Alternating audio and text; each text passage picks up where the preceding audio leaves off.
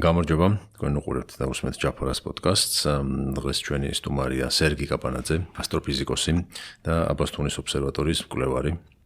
და დღეს ვისაუბრებთ ძირითადად არტემის 2-ის მისიაზე და მთვარის გარშემო ამბებზე.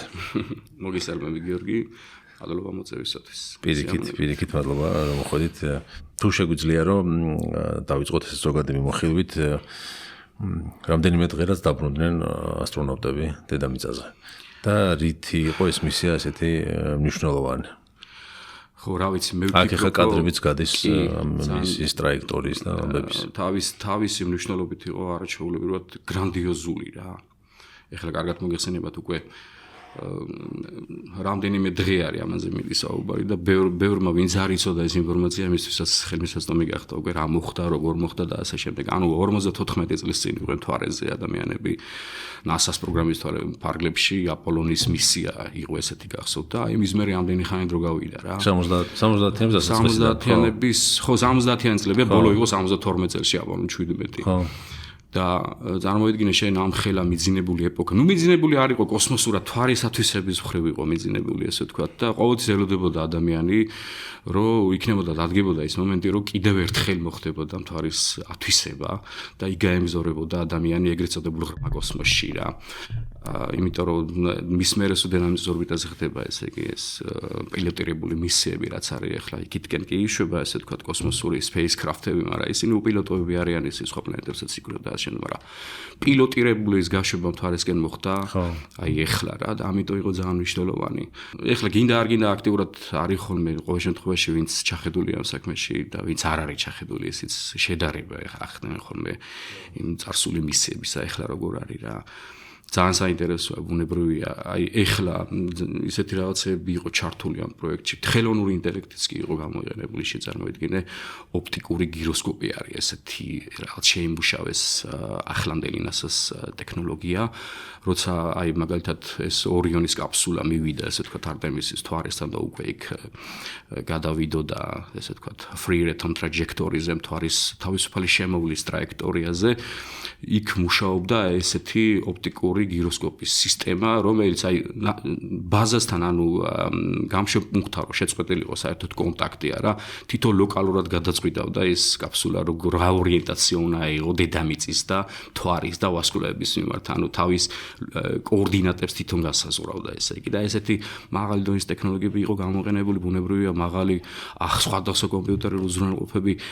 მე ახლა კიდე მეაქცია ყურადღება პარალელს ვადერებ 70-იან წლებში არ იყო ეს ტექნოლოგია, ანუ ჩანასახი იყო ჯერ კიდე კომპიუტერის ხო წარმოგიდგენიათ, ანუ ხელის მართვაც იყო ხოლმე ხშირად იქ და მონიტორი არ იყო ჯერ ერთი ესეთი პრაქტიკაში ესეთი მაღალ დონეზე გამოშვებული და მაგრამ ხელით მართვა ეხაც დაჭირდათ როგორც ვიცი რაღაცა მცირე მონაკვეთში ხო? ძალიან მცირე ჩათვალე რომ არ დაჭირებიათ ეხლა ხელით მართვა რომ ნახევრად ხელით მართვა ჯერ კიდე ეს როცა მთვარის უკანა მხრიდან მოიხსნენ ხო, მთვარის უკანა მხრიდან ამ თავისუფალი შემოვლის ტრაექტორია ასე ვთქვათ რომ შემოუვარეს ამ დაახლოებით 7600-2500 კილომეტრის სიმაღლეზე ასე ვთქვათ მანძილიდან. მე რა იქიდან დედამიწისკენ რომ მოდის და translunar trajectory, ანუ injection, რასაც ეძახიან, რომ გადმოვიდეს მთვარის ორბიტაზე იგივეზე, რომ დედამიწისკენ წამოვიდეს, თუმცა იქ არ ჩართულა აპოლონისგან განსხვავებით რამე სიძლიერის ძრავები დამატებით, რომ იმას დამატებით იმპულსი აიღო. უბრალოდ იმან გრავიტაციით შემოიქნია ესე ვთქვათ მთვარემ ეს ხომალდი და აი და ეხა ზუსტად ეხა ჩანს. ზუსტად ეს ტრაექტორია კარგად შეესაბამება ეხლა. ეს ჯერ დედამიწიდან გადყორცნის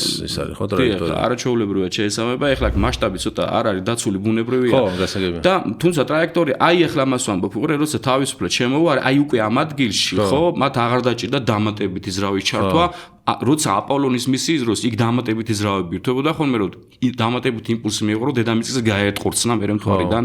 აი აქ კიდე არის ერთი ეს იყო ერთ-ერთი პირველი რომ ნახე, რომ მე დავაფიქსირე როგორ იყო რომ კი აი ეს მასშტაბი არაჩვეულებრივად არის დაცული. ხო, გიორგი მიაქცია ყურადღება რომ დედამიწაზე და მთვარის შორის დაახლოებით 30 დედამიწა უნდა ჩაეტიოს.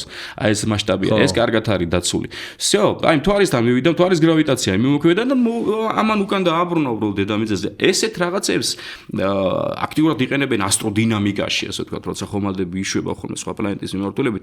ჯერ კიდე მაგალითად 70-იანებში ვოეჯერები რო გაეშვა და ვიკინგი და ესეთი ვიკინგი მთვარეზე პიონერი და ესეთი ხომალდები მათმა ჩაუქროლეს ამ სხვა სხვა პლანეტებს და იქიდან დამატებით იმპულსები აიღეს კიდე, ანუ ამ ეფექტით, ანუ გრავიტაციას აქ ეგუნარი, რომ კი არ გააჩეროს პირიქით დამატებით იმპულსი მიცეს და გაიტყურცნოს ეს ხომალდი იქით და ეხლა მთვარესის შემთხვევაში Z ტრაექტორია იყო შერჩეული ზუსტად, რომ დორე შემოუარა ამან, როგორც გითხარი, წარმოედგინე უხილავითო კითხავს მთვარეს დაჭერილი ეს ხომალდი, შემოიქნია ესე და გაუშვა მე ამ თოქს ხელი. აი როცა გაუშვა, აი მომენტში მოხდა მცირე კორექტირებები ამ ტრაექტორიისა, რომ წამოსულიყო დედამიწაზე მარტო მაგ შემთხვევაში.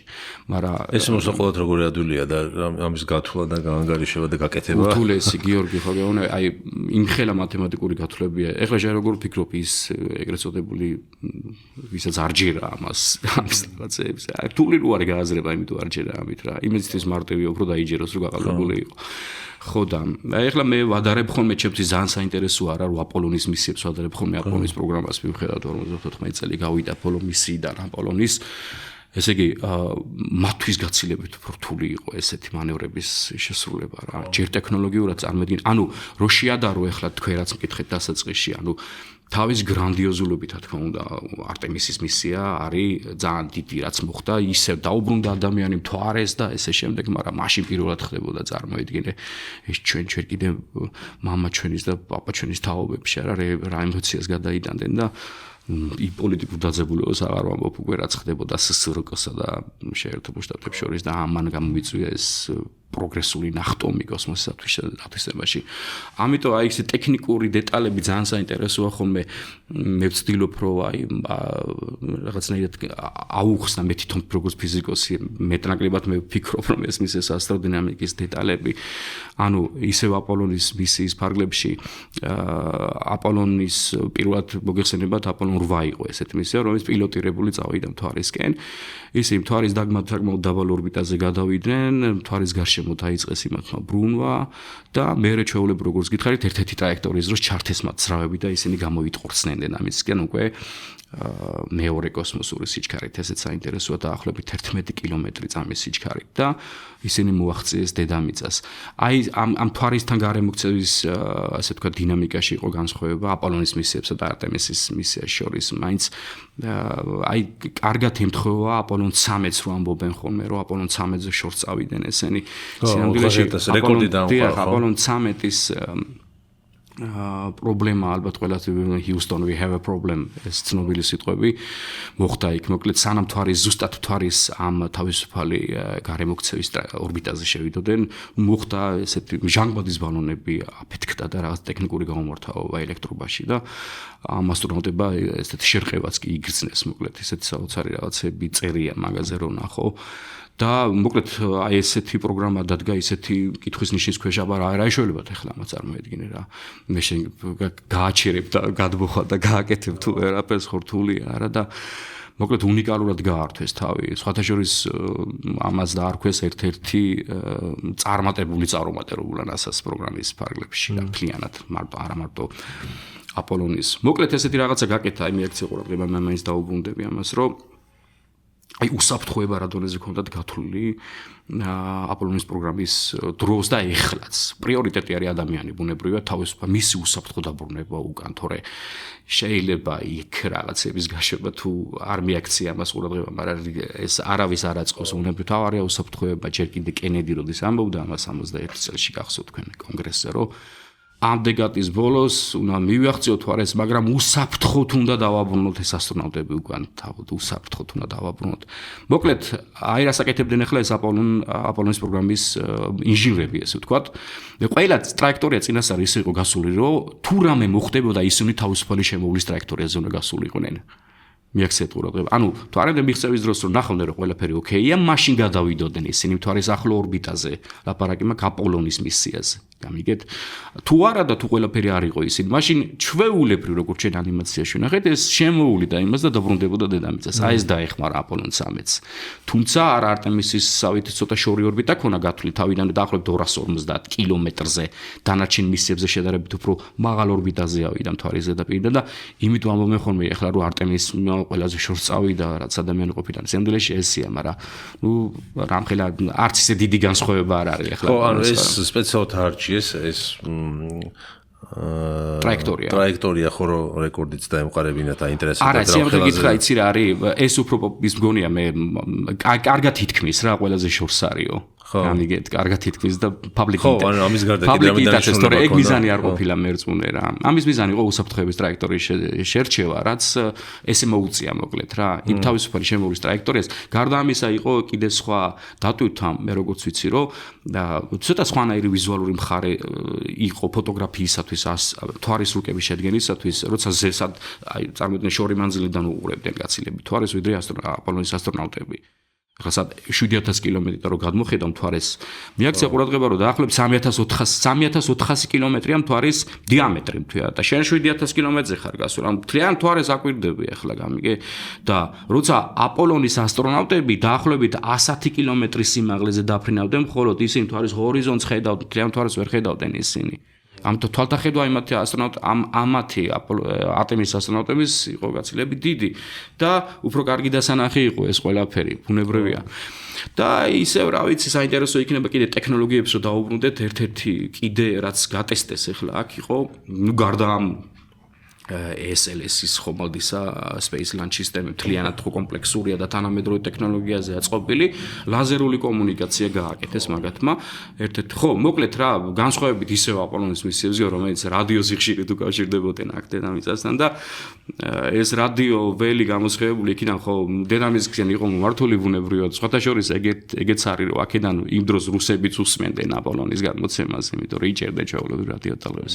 არა ამ კონკრეტულ შემთხვევაში კონკრეტული ლაზერით შეიძლება მიმართო კონკრეტული ტელესკოპისკენ ასე ვთქვათ, მიმღებისკენ და ძალიან მაღალი სიჩქარის ინტერნეტი გადაცე. ხო, ახლა რა თქმა უნდა, ვიცით თვარიდან ეგეთ ფაილები. ის სურათები გიორგი ჩვენ რაც ვიხილეთ გახსოვთ პირდაპირ, ანუ ეს raw material იყო ასე ვთქვათ, ის პირდაპირ გადმოიცემოდა, თორე ჩვენ ნახავთ რამდენიმე დღეში ბუნებრივია. ხო, აი მე დღეს უსმენდი კიდე რაღაცებს და პირველად არისო, რომ დედამიწის ერთი ფოტო, ანუ ერთი ფოტოში ჩატებული დედამიწა გვაქვს, ანუ აქამდე სულ იყო რაღაც ნაწილ გადაღებული და არტემისის დროს. ხო, და ეხა არტემისმა გადაიღო ერთ ობიექტივში მოაქცია ერთი ფოტო ასე.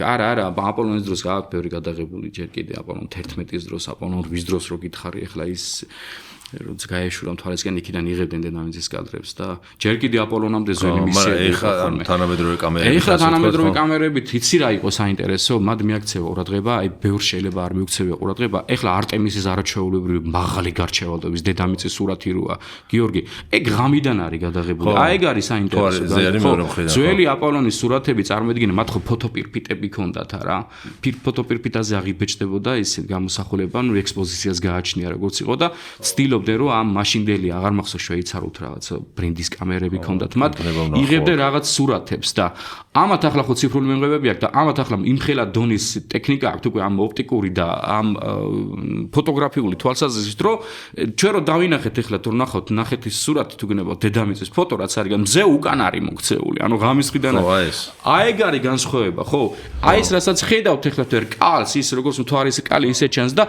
აქ დაიკვირვება კიდევაც პოლარული ციალები პოლუსებზე ანუ ღამიდან არის გადაღებული მაგრამ დიდი ექსპოზიციით და დიაფრაგმა იყო და ამას აქედან ხედავ მთვარი ანათებს აქედან ხედავ ახლა მთვარის განათებით არ არის ახლა მაიზად კი მთვარის ანათებს ბუნებრივია მართალი ხარ შენ ახლა მაგრამ ასეთ განათება იმდენად არა თუმცა აბსოლუტურად მართალი ხარ მთვარე თითქმის იყო ჯერ არ იყო სამსაფრთხოებაში ეგ რო წავიდა არტემისი როგორც კი მთვარი შუქი მოქმედებდა ამაზე კი ბატონო ისევ როგორც ჩვენ ხედავ მთვარის უკანა მხარეს ეგრეთ წოდებული ფერფლისფერი ნათება ქვია რკალის მთვარის შენ მეორე მხარესაც რო ამჩნევ ანალოგიური აქვს დედამიწასაც ბუნებრივია მთვარიდან არ ეკლი და კი აბსოლუტურად მართალი ხარ მადაც ეგ სინათლეც ეხმარებოდა ბუნებრივია რომ უფრო კონტრასტი გამოეყვანა და იმიტომ მოხდა ამ სურათის ესეთ გადაღება თორე კიდევ მეორე მთლიანი კადრის ფოტოები წინა მხრიდან დღის მხრიდან ჰქონდათ აპოლონის მისიებს გადაღებული და არა მარტო აპოლონისას სხვა მისიებსაც გადაღებული რა ეს სფეროიდის ფორმა აი იმიტომ არის ეგ სურათი საინტერესო და თან რო ის რომ მათ პოლარული ნათებები ჩანს კიდე აი როგორი მაღალი კონტრასტულია წარმოიდგინე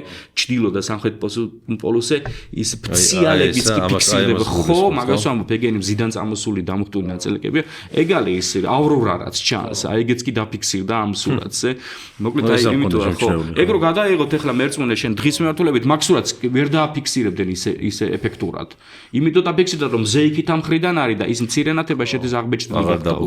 ხო, გამიგეთ აი განსხვავება, თორე ეხლა დილეტანტი რო შეხედავს, ეხლა ერთნაირი დედამიწა ესეც და ესეც, მაგრამ ეგ ძალიან ისეთ ექსტრემალურად არის გადაღებული და გაკეთებული კი არა, დამუშავებული ესე ვთქვათ, ეგ ფოტო, ამიტომ იყო საინტერესო რა. და ეს ფოტო გამოაგზავნეს სამ ჩამოვიდოდნენ რა მგონი ხო? კი, გამოაგზავნეს ხო, მაგლაზერით და მოხდა მე მაგის დამუშავება. ანუ ესე იგი ჯერ კიდე წინ არის მასალა რაც გადაიღეს და გამოხდება. მე უფრო მეცაც გეტყვი, მე ჩემთვის როგორც ცნობილია, ეხლა მეტნაკლებად ასე ვთქვათ, მოძიებული ინფორმაციებით, ჯერ კიდე ბევრი რაღაცები იყო სატესტო რეჟიმში მათ რა, რომელიც ჩვენ არ ვიცით.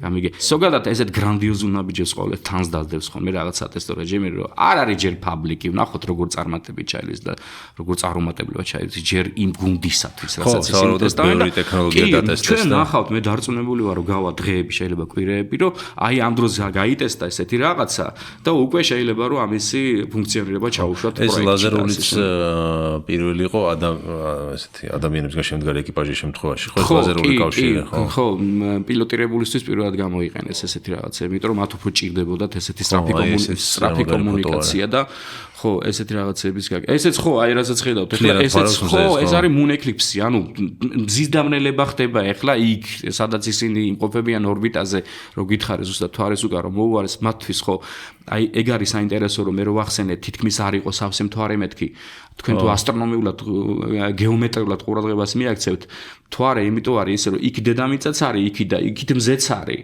აი ეს ლაგდებიან ესენი, ესეთი ტრაექტორია შეირჩა, ესეთი კომბინაცია შეირჩა, გამიგეთ და ესენი რომ მოექცენ, ანუ პრაქტიკულად 4 სხეული განლაგდა უხეშად ერთი ხაზის გასვლას. მზე, დედამიწა, მთვარე და არტემისი როცა უკანული და მაგათის გამიგეთ, ამიტომ ისინი შემოვართ მთვარეს, იქ მზის დამნელება მოხდა მაგათთვის და ну ახლა როგორც ჩვენ ხედავთ მათ სხვანაირი იყო ბუნებრივი, ახლა მთვარე დიდი იყო მათთვის და მთლიანად დაფარა ეს დედამიწაც და მზეს, მაგრამ ის კორონა და ის გარშემო ეს ჰალო რაც იქნებოდა მთვარე, მე წარმომედგენია ისათვალით რო უყურებდნენ როგორი ეფექტური იქნებოდა ეს მაგის რა.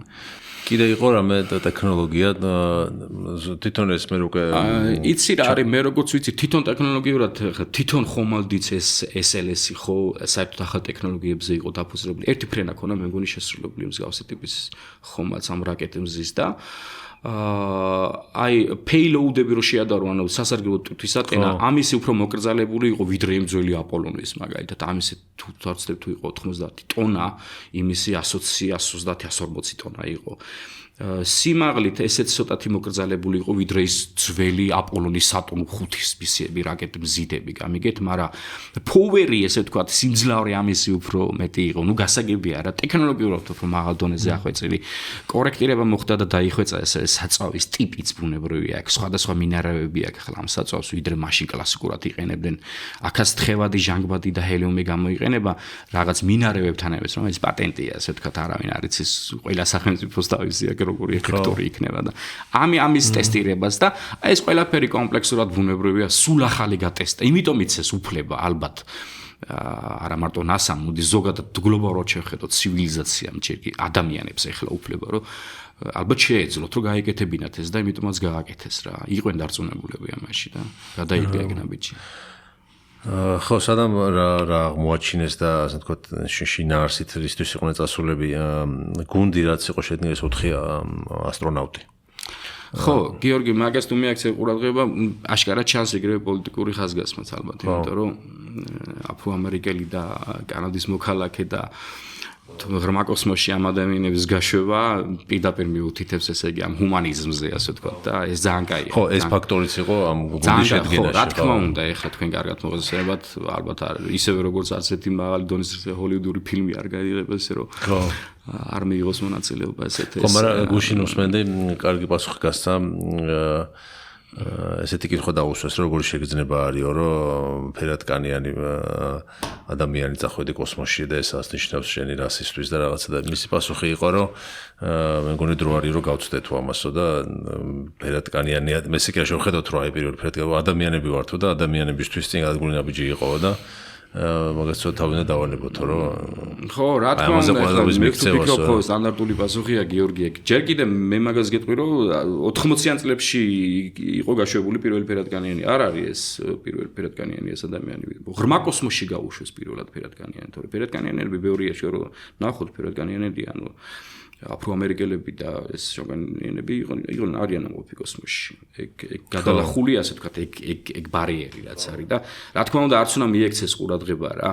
მაგრამ ეხლა აი საინტერესო რა არის გიორგი ძი ჩვენი მსმენელების დამაყურებლებიც მიაქცევენ ალბათ ყურადღებას, იმიტომ რომ აქ სხვადასხვა თაობის მაყურებელი ხო გვისმენს რა. არ იყო ასეთი ადვილი 60-იან წლებში. ჯერ კიდე ეს ფენომენი ზამდი დროს თამაშობდა რა. თქვენ ხო გახსოვთ ის ფილმი Hidden Figures ესეთი ის კეთრინ ჯონსონი ფერადკანიანი ქალი, რომელმაც ხელით გააკეთა ურთულესი მათემატიკური გამოთვლები იმის გამო რომ მაშინ ჯერ კიდე კომპიუტერები არ იყო და აი აპოლონის მისიების ძირითადი ასტროდინამიკური განტოლებები ამ ფერადკანიანმა ქალმა გადაწყვიტა აი ამ უზარმაზარ დაფაზვით ცარცებით მუშაობდნენ მაშინ.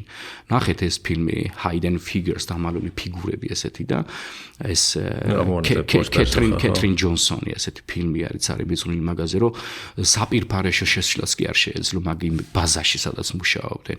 ამიტომ ჩვენი გადასახედიდან არის ეხლა ეგ რომ ეხლა თითქოს არაფერს არ მაგრამ მაშინ არის იყო ეს რასობრივი თემა საკმაოდ აქტიური იყო ჯერ კიდე გასული საუკუნის შუა წლებში რა.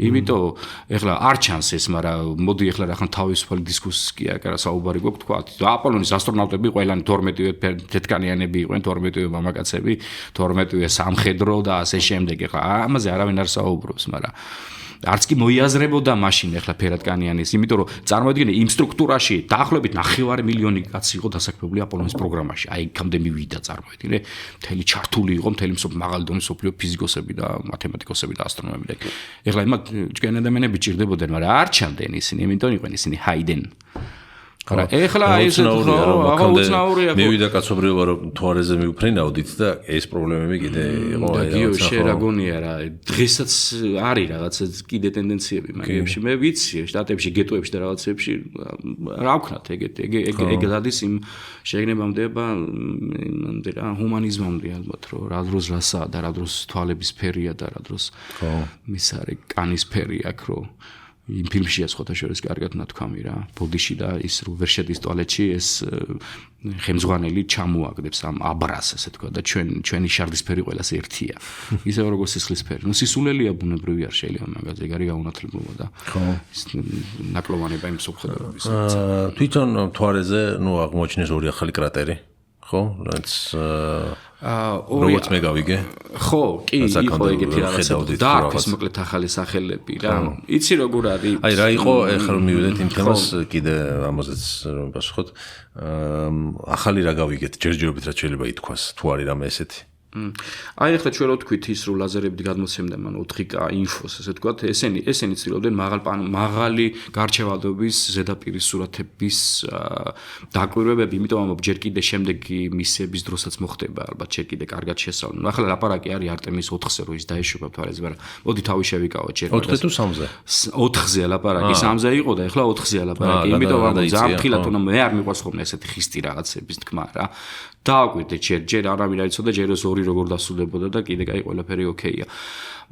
ეხლა რაც შეეხება იმას, ანუ ცდილობენ რომ წინასწარ აითვისონ ეს თვარის ზედაპირი, მაღალი გარჩევადობის სურათები.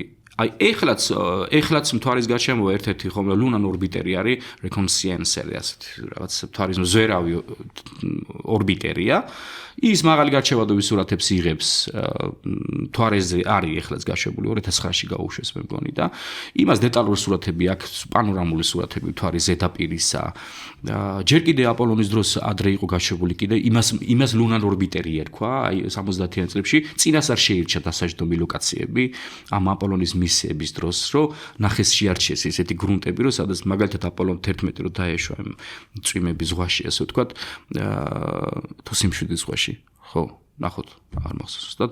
იქ ჯერ თავიდან სწორი არეალი შეირჩა, რომ ადვილად ყოფილიყო მთვარის მოდულის დაждდომა და ასე შემდეგ. მე შედარებით გრუნტიანი და გორიანი მთიანი ადგილები შეარჩიეს და ასე შემდეგ.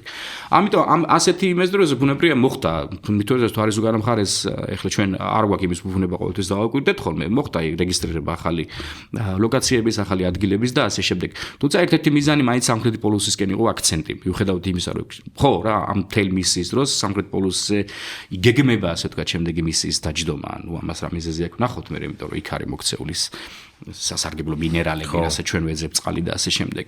ამიტომ იქ ჰქონდათ ყურადღება გამახვილებელი უფრო და ხო, ცხადია, ის რეგისტრირება ამ კრატერების და ესეთი რაღაცების მოხდება. ეხლა მთვარის ზედაპირი შენ გაქვს ტელესკოპში გახედული მოკლედ რამდენი კრატერებია იცი ჯერ მარტო ხილული მხრიდან და მე თან დიდი პატარები ტელესკოპის გარჩევაზეა დამოკიდებული ვეღარ ხედავ ისეთი პატარებიც არის ყველას კი არ აქვს სახელები დარქმეული ხო ცოტა მეც გამიკვირდა რომ ორი კრატერია კატალოგები რო ნახოთ ხო გეუბნები ჯერ კიდე აპოლონის დროს შეიქმნა იმ ლუნარ ორბიტერის მიერ პირველი 3D მთვარის მაკეტები ესე ვთქვათ კონდათ მაშინასაც აქ მაღალი გარჩევადობის მაგრამ ეხლა რო არის მაღალი გარჩევადობის სურათები ესენი წარმოედგინე ეხლა რო გითხარი მთვარის გარშემო ეს რო ბრუნავს ეს ხომალდი რომელიც იქ მთვარის ზედაპირს იკვლევს იმის გადაღებული ფოტოები ვხედავთ ამ ლენდერის აპოლონის რო დაჯდა იმის ანუ ნაფეხურების დეტალიზაციასაც კი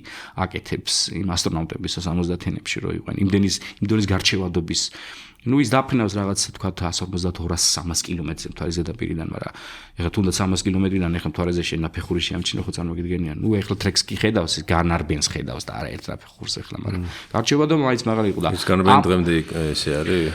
კი, რა თქმა უნდა, კაც ეგენი მილიონი წლებით მასე დარჩებიან. ეროზია ხო არა გვაქვს მთვარეზე, გიორგი, ეროზია ეგ არის აღმაფრთოვანებელი რა.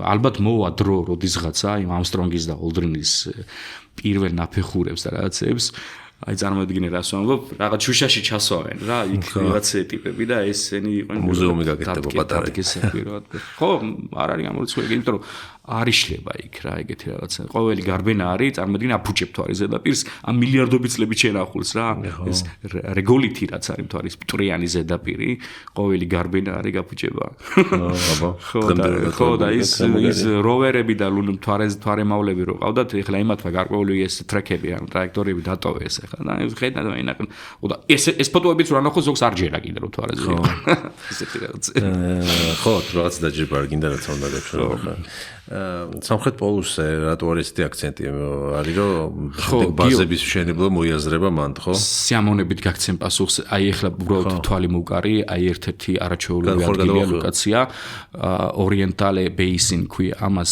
აი ხო აი ზე ცოტა კიდე აი ეს ადგილი ნახე აი საოცარი ადგილი რომელიც დედამიწიდან არ ჩანს შენ ხო იცი რომ ეს არის თაიდალი ლოქდ მთვარე ერთი პოზიციიდან ჩანს რა ამ მთვარის ჩაკეტვა ასე თქვა ჯერ კიდე მილიარდობით წლის წინ მოხდა მთვარის ევოლუციასთან უკავშირდება ეს ანუ მიმოქცევითი შეშფოთებითი ძალები კეტავს რა და მთვარი რახან პატარა დედამიწაზე 80 დაახლოებით მასით დედამიწა უფრო ადრე ჩაკეტა მთვარეც კეტავს დედამიწას რაღაც დროის მერე ესენი გაჩერდებიან და სინქრონში იბრუნებენ ერთი მხრიდან რახან მთვარი ჩაკეტილი ეს არ ჩანს ეს აღმოსავლეთაზეც იქნება ეს აღმოსავლეთის აუზი ხო ამას ვერ ხედავდით, მაგრამ ამ ვიბრაციის გამო, ამ რყევის გამო, ამის ერთი ნაწილი მაინც ჩანდა ხოლმე. ოღონდ ეს დაანიშნო და დაიკვირებოდა წარმოედგინე, შეიძლება 5-10 წელიწადში ისეთ პოზიციაში მოვიდეს, რომ ერთი პატარა კიდე გამბოჭდეს. ამიტომ ამას ვერ ხედავდით, ჩვენ მხოლოდ თანამგზავრებით ხედავდით ამას და აი ეხლა გადაუფრინეს ამ როხშე გადაუარეს არტემისის ასტრონავტებმა თან შორიდან მთვარეს. აი ეს ორიენტალის ბასეინი დაინახეს ძალიან კარგად. ეს გეოლოგიურად მთვარისი ძალიან საინტერესო ადგილია, გიორგი მაგას მიაქციე. აქ დაახლოებით 3.8 მილიარდი წლის წინ დაახლოებით 50 კილომეტრის ზომის მეტეორი ასტეროიდია შეჯახებული, რომელსაც აი როგორ გითხრა, 600 კილომეტრი, ანუ საქართველოს ხელა ზომა, აქ საქართველოს ჩაედევა წარმოიდგინე, იმ ხელა კვალი დატოვა აქ პირველი კრატერი და მერე გარშემოც იმათ შარავანდედათ აქ მეორე წრიული არის, ანუ ტალღები გამოიწვია ამ მთვარის ზედაპირზე, ამ რეგოლითზე ტალღები გამოიწვია, წარმოიდგინე, დარტყმა იყო. ამიტომ გეოლოგიურად კი არა, მოდი უფრო სწორი იქნება სელენოლოგიურად, არ მთვარის გრუნტის შესაძლის თვალსაზრისით ეს ადგილი ძალიან მნიშვნელოვანია, რომ შეისწავლო შენ თვარის ბუნება. მე წარმოიდგინე ესეთი რაღაცებიც ფიქსირდება, რომ აი თუ მიაქცევთ ყურადღებას, ნახეთ ესენი როგორ თითქოს მწკრივში არის. აი ზუსტად კითხვა ქონდა გონებაში მონიშნული რა ესეთი ზოლები. აი დილეტანტიც კი შეეხედავს, რომ ეს ფიზიკურად კავშირშია ამ დარტყმასთან, ხო, ხედავ, რომ აქედან წამოსული სხივები არიან ისინი გადასმცი, ანუ ეს რამტრები რომ გადაიფანტა მერე და მასშტაბს მიაქციეთ ყურადღება კიდე როგორც გითხარით, დაახლოებით 600 კილომეტრია და 900 კილომეტრი კიდე გარეთაა წრიული არის და ესენი ხო, ესენი რა თქმა უნდა, ხედავ როგორ სიმეტრიულად მზესავით იშლება. ესეთი ღია არეები, ანუ მთვარის შიდა გრუნტის გადაფანტვა. აი წარმოიდგინე ასტეროიდი, რომელიც მოდის, აი იქ უნდა დაეჯახოს მთვარისთან გრავიტაციასთან, დედამიწის გრავიტაციასთან, დაჯახებამდე შეიძლება დაიმტრეს, აქ ეგეთი უნარი ამას გაიგე და რომ დაიმტრეს ახლა ეს შეიძლება ერთი ბელტი კი არ იყოს, ეს ბელტი კიდე დაქუცმაცდეს და ეს რომ დაქუცმადეს ეს ბელტები, აი ესე გადაიყრებიან მერე ესენი როცა დაეცემიან მთვარისთან შეჯახებამდე შეიძლება დაქუცმაცდეს? კი, რა თქმა უნდა. უყურე რატო ეგ საინტერესო რაღაცა მკითხეთ, გეტყვით მაგას. მთვარის ახლა ბუნებრივია იმის ხედავ დიდი გრავიტაცია არ აქვს ახლა როგორც დანარჩენ პლანეტებს, მაგრამ ეგეთი მომენტია აბსოლუტურად ნორმალურია ასტრონომიაში. ეგრეთ წოდებული როშეს საზღვარი არსებობს. მაგალითად როშეს საზღვარშია მოქცეული ზუსტად სატურნის რგოლი. ანუ დაახლოებით ეს პლანეტა რაც არის, პლანეტის დიამეტრი, ერთი დიამეტრი და ნახევარი დაახლოებით ეს მანძილია უხეშად რო გითხრა. აი რაღაცა ციური ობიექტი როცა მიუახლოვდება ამ პლანეტას, ნუ პლანეტა ვიგულისხმოთ დიამეტრი არის 3000 კილომეტრზე მეტი უკვე რა.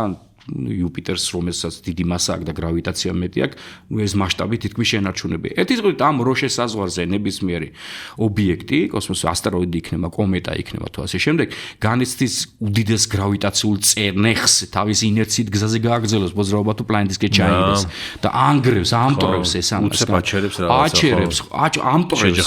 ფიზიკურად ამტრევს. აი 94-ში შუმეიკერ ლევის კომეტა დააფიქსირეს. კომეტა იყო ერთ-ერთი, რომელიც იუპიტერმა ჩაიჭირა და რაღაც თვეების მერე მოექცა ამ როშის საზღვარზე და ნაკუწებად დაიშალა ეს კომეტა და ფრაგმენტებად ეცემა იუპიტერის ზედაპირზე. ეს კიდევ ამბობ 94-ში აბასუმის ობსერვატორიიდანაც მოახდინეს ამაზე დაკვირვება, ჯერ კიდე მაშინ რა პერიოდი იყო წარმოედგინეთ და იმის ფოტოები არსებობს, როგორ ხდება ამ კომეტის ფრაგმენტების დაჯახება იუპიტერის ატმოსფეროში, უკანა მხრიდან მერე დღემხარეზე გამოდიან ეს უკვე ჩაბნელებული არეები. ამიტომ აი ესეთი რაღაცები რაც მე გითხარით ახლა მთვარესთან მიმართებაში, კიდევ მეორე მთვარეს არ აქვს ახლა იმხელა გრავიტაცია. დედამიწას და ასტეროიდის დაცემის შესაძლებლობებზე ვილაპარაკოთ. მოდი ისე თქვა, რომ ერთჯერ ნაკლებია, ხო, დედამიწაზე ეს რა ქვია, გრავიტაცია მთვარეზე, ეს ერთჯერ უფრო მსუბუქი ხარ მთვარეზე ასე თქვა და მაგრამ ეს დარტყმა ძალიან ადრეა მოხდარი, კიდევ მეორე დაახლოებით 4 მილიარდი წლის წინ. მთვარის ასაკ ჩვენ ვაფასებთ 4.5 მილიარდი წლის წინ. გამიგეთ, ამიტომ თვითონ ეს ფრაგმენტიც არ იქნებოდა ისეთი მყარი, როცა ამას შეეჯახა, ამასაც მიაქცევა ყურადღება და მთვარის გრუნტიც არ იყო ისეთი ჩამოყალიბებული ჯერ კიდე მაშინ. ამიტომ რომ მთვარის ევოლუცია რომ ნახოთ თქვენ საკმაოდ რთული და დინამიურია. მთვარის ასტრონომია, ანუ სელენოლოგია რაც არის, ეს ერთ-ერთი რთული დარგია. მიუხედავად იმისა, რომ ჩვენი ახლო ობიექტია, ჩვენ ბოლომდე მთვარე არ ვიცით მაინც კარგად. აი ესე დეტალებს თუ დაუბრუნდებით, ახლა სამეცნიერო კუთხით გეუბნებით, თორე იმდენ რაღაცებია ჯერ კიდე შესასწავლი. აი ეს გრუნტიც რო ჩამოიტანეს აპოლონის ასტრონავტებმა 400 კილოგრამამდე დღესაც მიდის მაგათი კვლევა და უფრო მეტიც აი 50 წელია გასული და ახლა რო მთვარეზე რო ჩავლენ და ნახავენ აი ამ კვლევის შედეგებს და იქ მიღებულ ანალიზს შეადარებენ კიდე როგორ კარგად და სწორად მიდის ეს კვლევები და ასე შემდეგ. მაგის შესწავლით რა ცოდნას მივიღებთ, აი რაში გამოვიყენებთ ამ ცოდნას? ხო. აი ეს აი როგორ არის იცი, აი მე ახან როგორ გითხოთ აი ესეთი ენით რო გითხოთ, დედამიწაზე რაში გამოგვადგება ამის ცოდნა? უყურე როგორ არის საქმე. ჩვენ ახლა ისეთი ადამიანები, ვისაც აინტერესებს მეცნიერება, ტექნიკა და მithome სამეცნიერო იმაში ჩართული, არ აქვს აქცენტი გაკეთებული ამ პოლიტიკურ და ეკონომიურ გათვლებზე, ხო? ჩვენთვის თავარია რომ შევითვისო და შევისწავლოთ და იმით კმაყოფილდები, რომ შენი ამოცანები ამოხსნა, ასე ვთქვათ, ხო? და შეიმეცნო ბუნება. მაგრამ არიან საზოგადოება ისეთი, რომელსაც კომერციული გათვლები აქვთ. ეს მართლა ესია. ამიტომ შენ გინდა არ გინდა ეს მაინც გჭირდება, იმიტომ რომ აქედან შენ მთვარეზე ვერ აიტან საწვავს, რომ იქიდან მერე მარსზე გაფრინდე. ჯერეთი პრაქტიკულად გჭირდება, მაგრამ უფრო მეტიც არიან ადამიანები ისეთები, ვისაც აქცენტია გაკეთებული თვარეზე, ხო არ არის რამე სასარგებლო ნივთიერებებია მაგალითად. ან რომელი სხვა ასტეროიდზე, ან თქვა სხვა პლანეტზე, ეხლა მაგალითად SpaceX-ი, Amazonis, Jeff Bezos-ი და ესენი იგულისხმება. ეთყიშე რომ სატურნის თანამგზავრ ტიტანზე ხანდახან ბრილიანტის წვიმა მოდის. მეთანის მაღალი ესეთ კრიტიკულ გარემოში შეიძლება ბრილიანტები ცვიოდეს. ამ ბრილიანტები ჩამოტანა არ შეიძლება. ხო და შეიძლება საკმაოდ მაღალი თანამდებობაც ეკავოს ამ ადამიანს ამას რო გეტყვი, ამას სერიოზულად გეუბნები, იმიტომ რომ არ არის შეხედული ეგეთ რაღაცებში. ხო და ეხლა რაც შეეხება იმას, უყურე თვარის გრუნტისათვისება, რას მოგვიტანს ჩვენ? სამეცნიერო კუთხით მოგვიტანს, იმიტომ რომ უნდა ვიპოვოთ ჩვენ ის სასარგებლო ეს არ ქვია მატერიალები მოდი ასე დავარქვათ, ანუ წიაღირსეული, ან გადამუშავების მერე, ან ლოკალურად, მაგრამ ლოკალურად როგორც ჩანს არ არის მაინც და მაინც, მაგრამ საბედნიეროდ ჩვენ ვიცით სპექტროსკოპული შესწავლით და ჩამოტანილი გრუნტებით და იქ დაკვირვებული ანალიზებით, სანამ ატმოსფეროს მისები და მისია დაიგეგმება კიდე შემდეგი თვალის გადასხეს, რომ არის სამხრეთზე პოლუსზე ამისი ნიშნები. ეხლა მე შემიძლია აგიხსნა ეს ყველაფერი, რა ხდება იმ სამხრეთ პოლუსზე, განსხვავებით ეკვატორული არეებისგან და რატო არის ეს საინტერესო. ჯერ კიდე თეორიულად იყო მიგნებული, რომ იქ წყლის ნიშნები ხო არ უნდა იყოს, მაგრამ ეს არ უნდა გავიგოთ ბუნებრივია, რომ იქ ხეობები და რაღაც ესეთი თხევადობარეობაში გამორიცხეთ, ჯერ თხევადობარეობაში არ იქნება წყალი, იმიტომ რომ დაახლოებით -200 გრადუსია ლაპარაკი. მაგრამ ხო არ არის ისეთი არეები, სადაც წყალი შეიძლება ყინულოვან მდგომარეობაში იყოს, ასეთ აგრეგატულ მდგომარეობაში, მაგრამ იყოს მაინც ნიადაგში, რაღაც მინერალების სახით. როგორც ჩანს შეიძლება და შეიძლება იყოს არა მარტო სუფთა წყლის ყინულის სახით, არამედ მინერალის სახით, ესე იგი, როგორც ნაერთი, ასე თქვა, სხვადასხვა ელემენტებში, რომელსაც ჰიდროქსილის ჯგუფის ატომებს ეძახიან, ანუ ჟანგბადის და ჰელიუმის ატომების გაერთიანება, ნუ წყალი რა არის, ხო? ორი ჟანგბადი და ორი ჟანგბადი და ერთი ჰელიუმი გაქვს, ხო? და ესე იგი, და საიდან მიიღება საინტერესო ეგ არის, რომ თვითონ მთვარის ეს რიგოლითი მთვარის ზედაპირი სილიკატებისგან არის შემდგარი რა, როგორც არის რკინა, მაგნიუმი, სილიციუმი, კალიუმი და ასე შემდეგ, მაგრამ ესენი ერთმანეთთან ჟანგბადით არიან დაკავშირებული, ასე ქიმიურად რო თქვა, ანუ ჟანგბადი იქ არსებობს ესეთი ბუმულ მდგომარეობაში ქიმიური, მაგრამ შენ თუ იქ გაქვს ჟანგბადის ატომები და გაქვს ჰელიუმის ატომები, ხო არ შეიძლება წყლის როგორც ჩანს, გარკვეული გადამუშავებით შეიძლება იქ წყლის მიღება უკვე ლოკალურად ათლაცგიზე და სხვათა შორის სწორედ ესეთი ჰიდროლიქსები უფრო ბევრი არსებობს, დიდი რაოდენობით მოიპოვება ნიადაგში, ვიდრე ის უშუალო წყლის მოლეკულები და ანუ გადამუშავება შეიძლება რომ მიიღო შენ არა მარტო წყალი, უფრო მეტიც შეიძლება სხვა ნივთიერებები გამოყო იქიდან, რომელსაც საწვავით გამოიყენებ, ან სამშენებლო მატერიალად გამოიყენებ იქ, ან რაღაცა ისეთ რაღაცად გამოიყენებ, რომელიც შენ სასარგებლო იქნება. ანუ ბუნებრივია ლოგიკა იქიდან არის, რომ უნდა მოხდეს თვარის გრუნტის ათვისება და იქ გამოიყენება, თორე აქედან მარტო როგორ გითხრა, უხეშად შეადარო, თვარემდე რომ შენ 1 კილოგრამი რაღაც ნივთიერება წაიღო, რავი, ეს რო 10 ჯერ გაამრავლო, ამის წონა ოქროზე მაგის ტოლი ფასია რა. და აქედან ახლა შენ საწვავი აიტანე, იქ რომ მე იქიდან მარსზე გაფრინდა ეგრე, ანუ იქ უნდა მოძებნო იქ რაღაცები და მოკლედ ესეთი ძალიან საინტერესო ხდება სამხრეთ პოლუსზე და არა მარტო სამხრეთზე, ჩრდილო პოლუსზეც ბუნებრივია. ეხლა ამ ნივთიერებას რაც გითხარი, ეს ჰიდროქსილის ჯგუფის ნივთიერებას, ახასიათებს ესეთ რაღაცა, რომ სიცხეში ძალიან მალე იშლება მე ეს. თორე ისევე ღამე ისევე კრისტალდება, მაგრამ როგორც ჩანს სტაბილურად სწორედ პოლუსებზე არსებობენ რა, სადაც მზის შუქი არ ურტყავს, აი ღრმა კრატერებში პოლუსებთან ძალიან ახლოს, მზე მარტო ჰორიზონტზე ტრიალებს, ვის მიხვდება აღარ სტერეომეტრიულად, აი ანტარქტიდაზე როგორც ხდება, გარშემო ტრიალებს მარტო მზე და იმ ღრმა კრატერში მზე არ არის, მაგრამ იმ ღრმა კრატერში როგორც ჩანს, ჯერ კიდე ინდურმა, ესე იგი თუ არ ვცდები 2015-ში ჩანდრაიანი ესეთი ქონდათ ინდუელებს გაშვებული ხომონდი და იმან სპექტრულად დააფიქსირა ესეთი რაღაცების არსებობა და საერთაშორისო ჩანდრაიან 3 იყო თუ არ ვცდები, სამხრეთ პოლუსთან მოახერხეს დაჯდომა ინდუელებმა. და ასე რომ ხო დაასმა ხომონდის ჩანდრაიან 3 იყო ესეთი კოსმოსური აპარატია, უპილოტო და ესეთ რბილად მოახდინეს დაჯდომა. ჩინელები ძალიან აქტიურად არიან ჩართულები, სხვათა შორის ჩინელებმა მოახერხეს ის, რომ ჩანჯე 4 იყო ესეთი როგორც თვარის უკანა მხარეს დასვეს რბილად წარმოედგინე.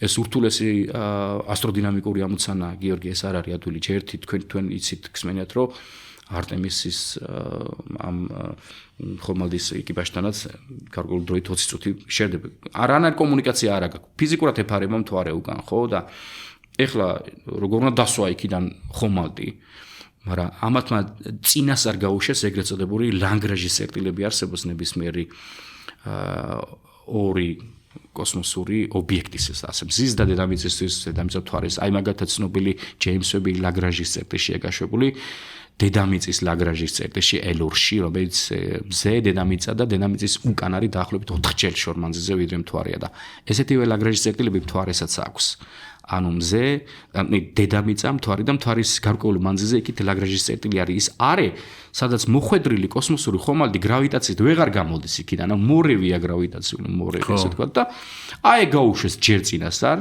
ჩინელებმა ეს ხომალდი პატარა წინასწარ თანამგზავრი რომელიც ლაგრაჟის წერტილში მოექცა იქიდან დედამიწიდან ხედავ ამას ეს გაჩერებული არ არის ტრიალებს უყურთ თვარის უკან არის და იმის კომუნიკაციით მოახდინეს მერე დაჯინა მთვარეზე ანუ კავშირი ქონათ ამ ლაგრაჟის წერტილში მოქცეული პატარა თანამგზავრიდან ამიტომ ტექნიკურად ძალიან წინ წავით თან ახლა სულ 2012-ში თუ არ ვცდები ანუ აი თუ ადრე იყო გასულ საუკუნეში მარტო ორი წამყვანი კარგად იცი შენ ხო SSRK და შეერთებული შტატები ეხლა ჟელებთან ამათ იყოს რომ 4 არიან ესენი რა ხო ინდოეთიდან ამატებული რბოლა ვინ ჩაასწრებს ხო ჩინეთი და იაპონიასაც ჰქონდა მცდელობები მაგრამ ვერ მოხერხდა იმ თვარე დაჟნა მაგრამ აქტიურად არიან ჩართული სხვა პროგრამებშიც სხვა ქვეყნების კოსმოსური ათვისების ისე იაპონია ალბათ ესე ფიქრებდი რომ ერთ-ერთი მოწინავე იქნებოდა მაგრამ ხო, იცი რა არის, აი სხვანაირად არის, მაგრამ მე მესმის შერასაც გულისხმობ რა, მაგრამ ესენი ხო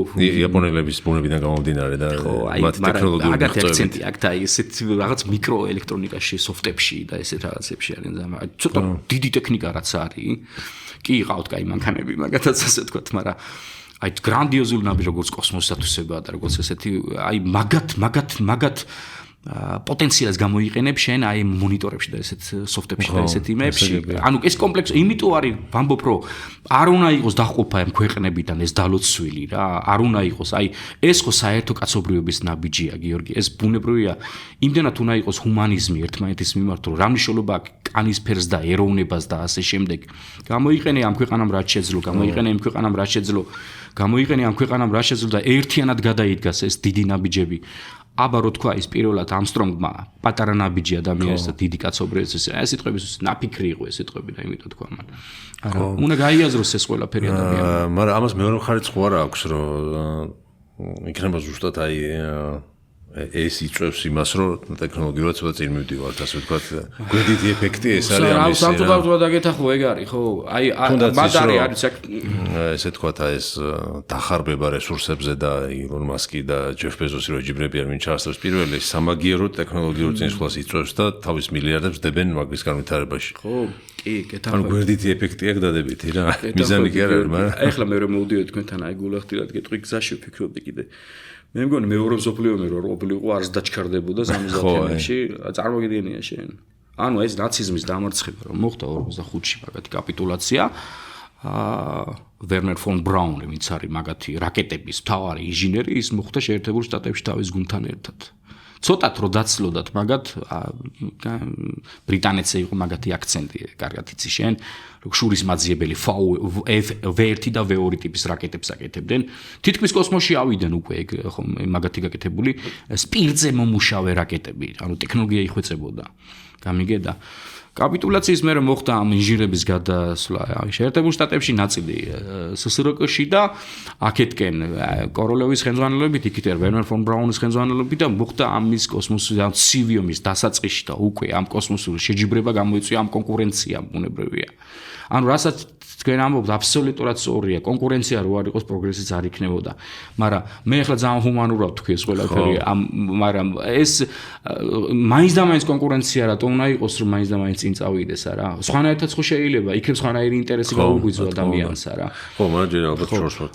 ხო, აი ეგ არის რა, სწორად გამიგე, ეგ ცოტა ლოგიკაში უნდა შეხვიდე ამასთან. ეს არ არის საჭირო მაინც და მაინც შენ და მაცნობიერებამდე შორს ვართ. ხო, ეგ არის. ანუ იმიტომ ამბობ ანსამბლურად უნდა იმიტომ იყო აღმოფხტა აღმაფრთოვანებელი დედამიწის დანახვა პირველად აპოლონ 8-ს რო შემოუარა ერთი ლურჯი წერტილი რო დაინახეს იქიდან და კარგსეიგანმაც ეგახსენა თავიდან რომ აი ხდება ყველაფერი ჩვენი მთელი ომები ცივილიზაციები ერთმანეთის ხოცვა შექსპირი პლატონი არისტოტელე შეხედეთ ამ პატარა ლურჯ წერტილს ცაზე აი ქვართ ჩვენ როცა ამას გაითვითცნობიერებს ადამიანი მერწმუნე წესით აღარ უნდა იყოს ეს ომები ჟლეტა და ასე შემდეგ უნდა იყოს ჰუმანიზმზე გადასული და საერთო პროგრესზე და საერთო წინსვლაზე თორე ჯერ კიდე ციოლკოვსკის აქვს ნათქვამი რომელიც მოგეხსენებათ რა ვიცი კოსმონავტიკის მამა არის მაგას თეორიები მე-19 ბოლოს რომ დედამიწა არის ცივილიზაციის აკვანი მაგრამ ცივილიზაცია ვერ დარჩება აკვანში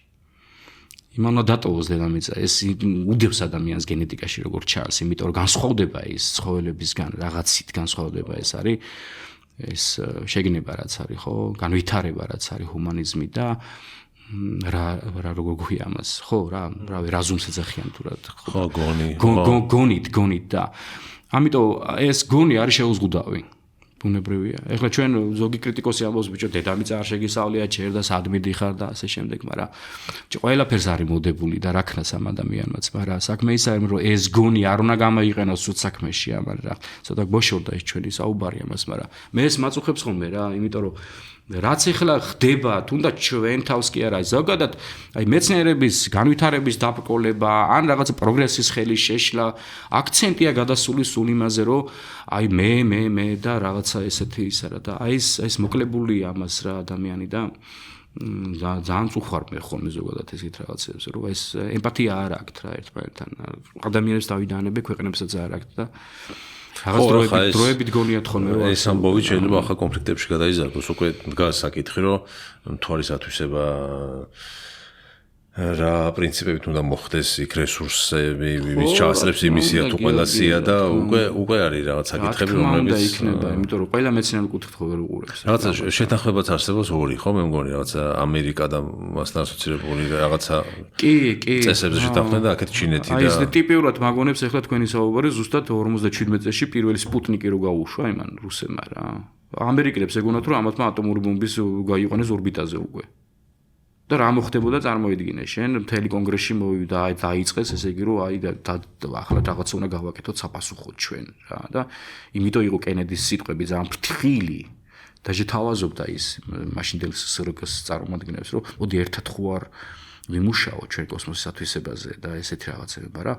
ამათ მაინც პირველობა უნდათ. ამიტომ მაშინ სხვანაირი ის იყო რა, სამხედრო დაპირისპირებაც იყო, იმიტომ ვერქვა ცივიობი ხო, რომ იარაღი არის რო და მაგრამ ყველაფერი ხდებოდა იმის გარდა რაც უნდა მოხდარიყო და ამან გამოიწვია ეს ძალიან ახლოსაც ვიყავით პროგრესი.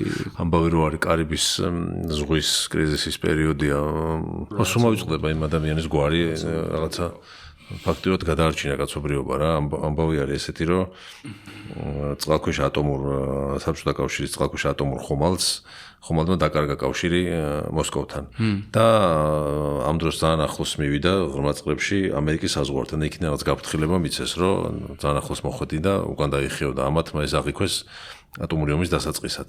იმიტომ რომ მაგ დროს ხრუშოვის წარმომადგენელი და კენედის წარმომადგენელი ხვდებოდნენ და დაძაბული სიტუაცია იყო და რაღაც ისეთი იყო რომ აი ვინ ისროდა პირველი ატომური ბომბა სადაც მაგამდე იყო მისული და ეკიპაჟზე იყო კაპიტანი, პოლიტიკური მდივანი თუ რაღაც მაშინ და კიდევ რაღაც სამი ადამიანს უნდა დაეჭირა ასე ვთქვათ ღილაკზე ხელი თანხმობა მიეცა რომ ესროლათ და ორმა თანხმობა განაცხადა რომ გაუშვათ ამერიკისკენ იმიტომ რომ ალბათ ომი დაიწყო რახან ეს მოხდა კავშირიც არ ქონდა და ერთმა წევრმა თქვა რომ არა მოიცადოთ ჯერ იქნება კიდე კავშირი დავამყაროთ და მე რო კავშირზე გავიდე მოსკოვთან თუნდაც საერთოდ ხდებოდა საომარი სიტუაცია და კიდე გამისროლის ატომური ბომბა ხო და ეგრე ისე გადარჩენილები ყოფილი მეთქი რა შეიძლება ჩვენც არ ყოფილიყავით დღეს ეგეთი ერთი ღილაკის დაჭერი თუ საერთოდ კავშირი ესროდა ამერიკას ისიც დაუბრუნებდა აუცილებლად დაძაბული სიტუაცია იყო და ეს მოწყობილ იმ ადამიანის გვარი ვინც უარი თქვა ბომბის როლაზე იმ წუთებში მეც მაინტერესებს აუცილებლად ნახავ მაგ ფილმიც ხო არ არის ისე მაგაზე არა ეხლა დაუგუბლავ ასე რომ არ ვიცი ეს კონკურენცია უნდა იყოს ჯამთელი ალბათ ეს ტყუილად არ არის ეგ სიტყვა შერჩეული ხო ჯამთელი კონკურენცია უნდა იყოს და არა დაძაბული რომ აი შენ და შენ რატო შენ და რატო მე არა და აბა ვინვის აჯობებს და ვინვის მოერევა ეს ძალადობა მოკლედ ახლა ისეთი კითხავს რომ მიხვდება ხელოვნური ინტელექტი Google-ის ასვე კითხები ძალიან. აი ნახე აპოლონ იმან რამდენი იმად გააკეთა თორეს ხო და ახლა დაჩეშმოვარა და ამან კიდე საკმაოდ შორსავი და ამიტომ გავიდნენ ყველაზე შორს ესე ვთქვათ ამ დროს.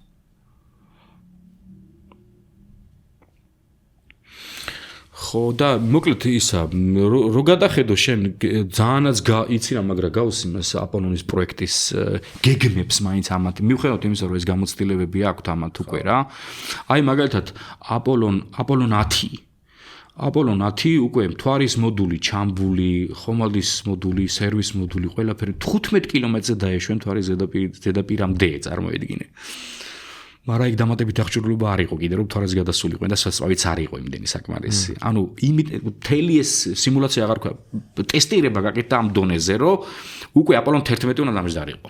აი იმ დონეზე იყო. ამიტომ ეხლა რაც ხდება არტემის 3-ზე აი გარი გათვალისწინებული რომ დედამიწის დაბალ ორბიტაზე ღრმა კოსმოსში კი არა მთვარესთან უნდა მოხდეს მთვარეზე დასაჯდომი მოდულის და არტემისის სერვისის ხომალდის სამეთაურო მოდულის დოკინგი, ანუ შეერთება ერთმანეთთან, ჩაშორება და იმის იმიტაციები როგორ დაждდნენ მთვარეზე. ანუ ერთგვარი ტრეინინგი იქნება არტემის 3-ის დროს, როგორც ამბობენ და ესეთი რაღაცები მოხდა ხო აპოლონ 9-სა და აპოლონ 10-ის შემთხვევაში. You may not be familiar with the name Vasily Arkhipov, ხო ეს არის ადამიანი, მოგეთ მსმენელებსაც ვეტყვი რომ YouTube-ზეც ჩაწერონ და არის ბევრი ვიდეო რომელიც ამ ისტორიას ყვება და ფაქტიურად გადაარჩინა ამ კაცმა სოფლიო გადაარჩინა თომურიობის გარდა. ცხადია ბრძანებას არ ემორჩილება, აკრატუარი იგზევით რაღაცები ხდება, ლიდერები ერთმანეთს ხვდებიან და რაღაცები ემთხოვა ერთმანეთს მე. და კინაღამეს როლის ამერიკას ატომური და ხო და აქაც დღესაც დაახლოებით ეგეთი სიტუაცია არის და ხო, კი, მართალი ხარიცი არის. თვითონ თوارეზეც კი ვიხილოთ კონფლიქტები არ არის გამორიცხული რა. მესმან უკნაზე ეგეთი რაღაცა და ისე როგორ გამოაფხიზლე შენ ხო ვატყობ არა სუეზ ირანის ომის რაღაცა იქით უკრაინა იქით ისა და ჯერ რაღაცა ცოტა ისეთი პოზიტიური რაღაცა მეცნიერებაში გარღვევა და ერთგვარი გადაარეფრეშა თითქოს რა რომ არ ხდება მარტო ცუდები არ ხდება თორმე ამ პლანეტაზე. კიდე იყო ესეთი თემა როგორ დასვეს უკვე თვითონ ეკიპაჟი რაღაცა ესეთი რომ შემოდიოდა ატმოსფეროში და ზევით რო აიწევდა ისევ და რაღაც ანუ ეს ახალი ტექნოლოგია იყო. გიორგი მაგაზეც მეც ვნახე, კი, ახალი ტექნოლოგია კი არ იყო, იყო ახალი თეორიების გატესტვა, ეს თეორიების გატესტვა რა, ანუ ახალი პროექტების რა, რომელიც უსაფრთხო უნდა ყოფილიყო, რა თქმა უნდა. ეხლა სტანდარტულად ნახე რომ შენ დაბალ ორბიტებზე როცა მფრინავენ ეს ნებისმიერი უპილოტოები, პილოტიანები და ასე შემდეგ კოსმოსური ხომალდები დაახლოებით 150-200 კილომეტრ სიმაღლეზე ამათვის საშუალო სიჩქარე პირველი კოსმოსური სიჩქარე არის დაახლოებით 8 კილომეტრი წამი რო თქვა. ანუ ჰორიზონტალურად შენ რომ მიანიჭო სიჩქარე წამში 8 კილომეტრი ნებისმიერ სხეულს ის დაეცემა რა დედამიწას აღარ დაეცემა იმიტომ რომ დედამიწა მრგვალია და გახდება დედამიწის ხელოვნური თანამგზავრი ხო და ანუ ასეთი ამ სიჩქარით როცა უკვე ისინი ამთავრებენ თავიანთ მისიას და უნდა წამოვიდნენ დედამიწაზე ბუნებრივია ისინი რაღაც სამუხრუჭე ძრავებს ჩართავენ წინ და შემოდიან ატმოსფეროში, ხო? ატმოსფეროში შემოდიან, ატმოსფერო უწევს რა წინააღმდეგობას, მაგრამ სიჩქარე ვარდება, დრამატულად ვარდება, რაღაცა კილომეტრების მერე და ბოლოს ისეთ იმაზე მიდის, რომ დაახლოებით 200 მეტრი წამში შეიძლება გაიაროს და პარაშუტები იხსნება მერე და ჩამოდიან წყალში, ან რუსების შემთხვევაში, რა ვიცი, ხმელეთზეც. ეხლა რა ხდება უყურე ამ ღრმა კოსმოსის მისიების შემთხვევაში, იქიდან შემოიჭრება უკვე 11 კილომეტრზე მეტი აქვს წამის სიჩქარე იმას რა. ერთ-ერთი პრობლემა აი ასტროდინამიკურად და სიჩქარით ეჯახება ატმოსფეროს. აი ამ აეროდინამიკურად ერთ-ერთი დიდი პრობლემა ეგ არის, ხო? წარმოიდგინე ეხლა შენ ტყუის სიჩქარე არის 800 მეტრი წამში და ლაპარაკი არის აქ 11.2 კილომეტრი წამის სიჩქარეზე, ნუ 11 კილომეტრი 1 რო თქვათ რა, 40000 კმ/სთ. და მოდის ისე ჩაგიქროლებს ადამიანს რომ ვერც დასაწყის დაინახო და ვერც ბოლოს ხო ახლა წარმოგიდგენია ახლა წამში 11 კილომეტრი ხო წარმოგიდგენია სულ შუაში იდგე და 5 კილომეტრი ხო და ვერც დაინახავ რომ შემოვიდა შენ ახლა ეს წარმოგიდგენე შენ ეჯახება ატმოსფეროს ახლა ატმოსფეროს დაჯახებას პირველი გზნობს უკვე დაახლოებით 120-130 კილომეტრზე ნუ პეტრისაზღვარი არ აგზევით ახლა და სიმკვრივე უკვე ატმოსფეროს იმასე იგრძნობა რა ანუ ასე ვთქვათ, ეს ეკიპაჟი პირველ დარტყმას ღებულობს მაგ პერიოდში. ეხლა უკვე როგორ ტრაექტორები უძლებს მხოლოდ დარტყმას. ეს მაგაში აი ჟე თავისუფალი ვარდის საჩქარება რაც არის და ის გადატვირთვა რაც აქვს, ეს იმიტომ არიან ნავარჯიშები პილოტები ეგენეს უყენანი ზოგი კოსმოსში ბერჯელი არის ნამყოფი ის კრისტინა გალბოტონი, რავი 11 თვეა გატარებული მაგას კოსმოსშიც და ამიტომ ახლა რა ხდება, ნახე ტექნიკურად რო ვთქვათ. ესე იგი შერჩეული არის კუთხე რა. ჯერ კიდე აპოლონის დროს იყო შერჩეული კუთხე, ეს ტრაექტორია როგორ ჩამოსულიყო დედამიწაზე და სხვათა შორის ის კეტრინ ჯონსონი რო გითხარის გალბოტონი, ვინც იყო ის აფროამერიკელი, იმის ტრაექტორიები იყო არჩეულებად გათვლილი ზუსტად იმ ლოკაციაში ხდებოდა ხოლმე ჩამოსulis მერე, რასაც ის განსაზღვრავდა. ურთულესი აეროდინამიკა ჯერ ისე რომ ატმოსფერო უნდა გაითვალისწინო, გრავიტაცია უნდა დაიცინო, ანუ ურთულესი ამოცანები ეს მარტივად არ იხსნება როგორც სკოლის ფიზიკის ამოცანები, ესე არ არის. ბევრი რაღაცაა გასათვალისწინებელი. მარტივად რო გითხრა, მოკლედ რაღაცა დახრის კუთხე არის შერჩეული ისეთი ატმოსფეროს ჰორიზონტალს რო წარმოედგინო ატმოსფერო, რა კუთხით შემოდის ეს კაფსულა, ესე ვთქვათ, პილოტირებული ატმოსფეროში. თუ ეს კუთხე რაღაცა კუთხეზე მეტია, ამ შემთხვევაში მახვილია, ცოტათი მახვილია, ესე ვთქვათ, ნუ ყველა ვარიანტში მახვილია, ესე ვთქვათ რა. აი დაუშვათ პირდაპირ გეტყვი, საშუალოდ არის 6 გრადუსი შემოსulis კუთხე. 6 გრადუსი საკმაოდ პატარა კუთხეა რა, ეხლა შენ ხელი რო გაწიო, რა მუშტი რო გააკეთო, ეს 10 გრადუსია წარმოედგინე. აი ამ კუთხით შემოდის, ძალიან დაბალი კუთხით შემოდის ატმოსფეროში. ამ კუთხეზე რაღაცა ზრუ კუთხეზე მეტი თუ არის, ის დაიწვება ატმოსფეროში, ანუ აიწევს ტემპერატურა ძალიან მაღლა და მოხდება კატასტროფა, გამოთვლები ესე უჩვენებს. თუ ამაზე ნაკლები კუთხის არის, შეიძლება არ ეკლა მოხდეს ატმოსფეროდან წარმოედგინე შენ. ანუ მოხდა როგორც მყარ ზედაპირზე მოხდეს და აისხლიტოს. შეიძლება ისეთი კუთხე შერჩევა, როგორც ტბის ზედაპირზე ქვა გაისროლო, ესეთი რაღაცას მოხდეს. ანუ ჩავა რაღაც დონეზე ატმოსფეროში ამოხდება, მერე კიდე ჩავა, და მერე კიდე ჩავა, მერე დაბლა. იყო ეს ტრაექტორიაც განსაზღვრული, ეგ ეს ლუპები, ანუ ამოხტომის ვარიანტებიც ჰქონდათ ამათ განსაზღვრული, მაგრამ ბოლო ჯამში მაინც მე როგორც ნახე, მაინც კლასიკურ გამოცდილ ორბიტას მიმართეს პირდაპირ მდოღრე შემოსვლა, ესე ვთქვათ, განსაზღვრული კუთხე, როგორც აპოლონი შემოდიოდა. და აი ხლა რა ის ტბაზე ქვის გასრიალების ის რაღაცა მაინც იყო ხო მსგავსი ამ მე როგორც ნახე განიხილებოდა მასეთი შემოსვლა თორე არტემისი 2 მე ხლა თავს ვერ დავდებ მაგრამ ჩემი გადამოწმებული ინფორმაციით მაინც ძველი კლასიკური ტრაექტორია შეირჩა მცირე დარტყმები იყო ბუნებრივია მაგრამ მაინც ისეთივე კლასიკური ტრაექტორიით შემოვიდა როგორც აპოლონის მისიის დროს ხდებოდა მაგრამ ერთ რაღაცას მიაქცია ყურადღება მასშტაბებს მიაქცია ყურადღება რა ესე იგი, როგორც გითხარი, პირველ დარტყმაზე ბულობს 100-130 კილომეტრის სიმაღლეზე და დაცემა ხდება სადაც 6-7000 კილომეტრის იქით. ანუ პრაქტიკულად მიყვება ატმოსფეროს ეს, რომ 4-5 წუთი რო გაგრძელდება მაქსიმუმ 6 წუთი, მერე ნელდება ამის სიჩქარე. ეხლა ერთი საინტერესო მომენტი კიდე აი გონიათ ხოლმე რომ ატმოსფეროსთან ხახუნის შედეგად ჩდება ეს როგორც მეტეორიტს ეს კუდები, მეტეორებს ეს კუდები. სიამბლეში რა ხდება უყურე დინამიკურად და ფიზიკური თვალსაზრისით.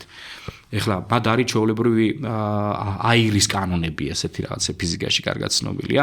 იმდენად მაღალი სიჩქარით შემოდის ეს კაფსულა, ესე ვთქვათ, რაშიც ხომალდია მოქცეული, რომ ატმოსფეროს მოლეკულები ვერ ასწრებენ გადასვლას კორპუსის ზედაპირზე. ამათ ხო დრო ჭირდებათ რაღაცა. ვიდრე ეს ჩაწნეხავს ამ ჰაერს.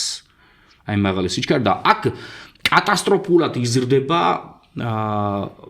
მოცულობა აი ამ ჰაერის წინ, მცირე არეში.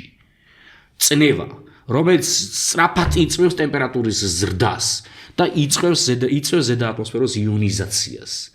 ანუ ეს ნათება ხდება მე ამ ატმოსფეროს ნაწილაკებისა. ანუ კლასიკური გაგებით ეს კვამლი კი არ არის, რომელიც ცეცხლი. ადრე ეგონათ კი არა, იყო წარმოდგენა ეგეთ, რომ ჰაერის მოლეკულებთან ნაწილაკების იწევა ხახუნის შედეგად იწევა და არ იწევა ხახუნში. აი სულ აეროდინამიკა მოქმედებს იქ, რომ წინ კომპრესირდება რა მაღალ მცირე მოცულობაში დიდი წნევით ატმოსფერო. ვერ ასწრებს იქ. ანუ ამას ძახიან ხოლმე აი წარმოედგინე ბგერით სიჩქარე ხო არის 120 მეტრია წამში რა. და აქ ლაპარაკი გითხარი მე რომ 11 კილომეტრი წამის სიჩქარე ჩემო რა დონეზე აღემატება ბგერით სიჩქარეს ესე იგი რომ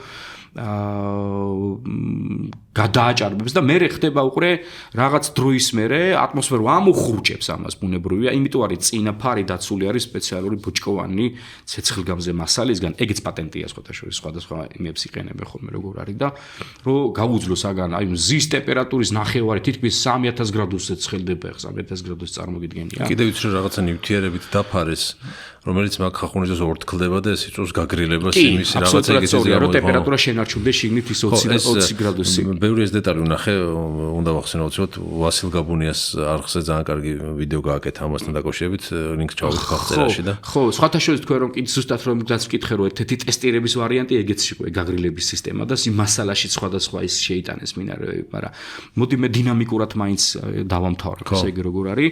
აი წარმოვიდგინე შემოდის ატმოსფეროში ეს როგორც გითხარით წინ ტემპერატურა კატასტროფულად იზრდება და ეს იწვევს იონიზაციის ატმოსფეროში. რამდენიმე წუთში მე ეს სიჩქარე ეცემა არაფერი ჯერ პარაშუტის გახსნას აზრი არ აქვს ბუნებრივია, ხო? უკვე რომ ჩამოდის აი დაახლოებით 5-3 კილომეტრით რო უახლოვდება ზედაპირს მე ხდება პარაშუტის გახსნა. ანუ ის მოცილდება უკვე ამ არეს დაიკლებს უკვე სიჩქარეს სამმაგი პარაშუტი პირველი პატარა პარაშუტი ჯერ კიდე 200 მეტრს რო გადის წამში დაახლოებით რო თქვათ აი 8 კილომეტრია პარაშუტი უძლებს ხო მასალა როგორ იქნება წარგვიდე თან პირველი პარაშუტი რაც ამოხდება თუ გინახიათ ეს ვიდეო ანიმაციებიც ხო ჩანს მაგათ დატვირთვა მარტო მექანიკურია რომ ის ცოტა ძიმე პარაშუტები ამოგაჩოს ხო და ის მეორე საკიდე დატვირთვა რომ თავარი სამი პარაშუტი გახსნას მერე და უკვე მერე მდოვრეთ მოდის დაახლოებით 6 მეტრი წამის სიჩქარის 6-10 მეტრი წამის სიჩქარით და ოკეანეში დაშვება და მაგ დროს ალბათ უბრალოდ როგორ თქვა ინერციით მოდი ანუ მართვა შეგნიდან ვერ ხდება ვერაფრის ხო? არ ვერ ხდება. უკვე ტრაექტორიას რო აიღებ, უკვე შემოსულზე შეგიძლია რამის დაკორექტირება? უყურე დაკორექტირება, აი სწორედ მაგაშია საქმე, ანუ მანუალური დაკორექტირების საშუალება აქვს გარკვეულწილად. მაინც აქვს და. კი, აი აპოლონ 13 რო გამოვიდა მწყობრიდან მეთქი რო გითხარი, მთვარეზე შემოუარა იმ თავისუფლად მოძრაობის ტრაქტორი, ისინი ნახევრად მანუალურ მართვაზე გადავიდნენ, რა კუთხით შემოსულიყენ ატმოსფეროში.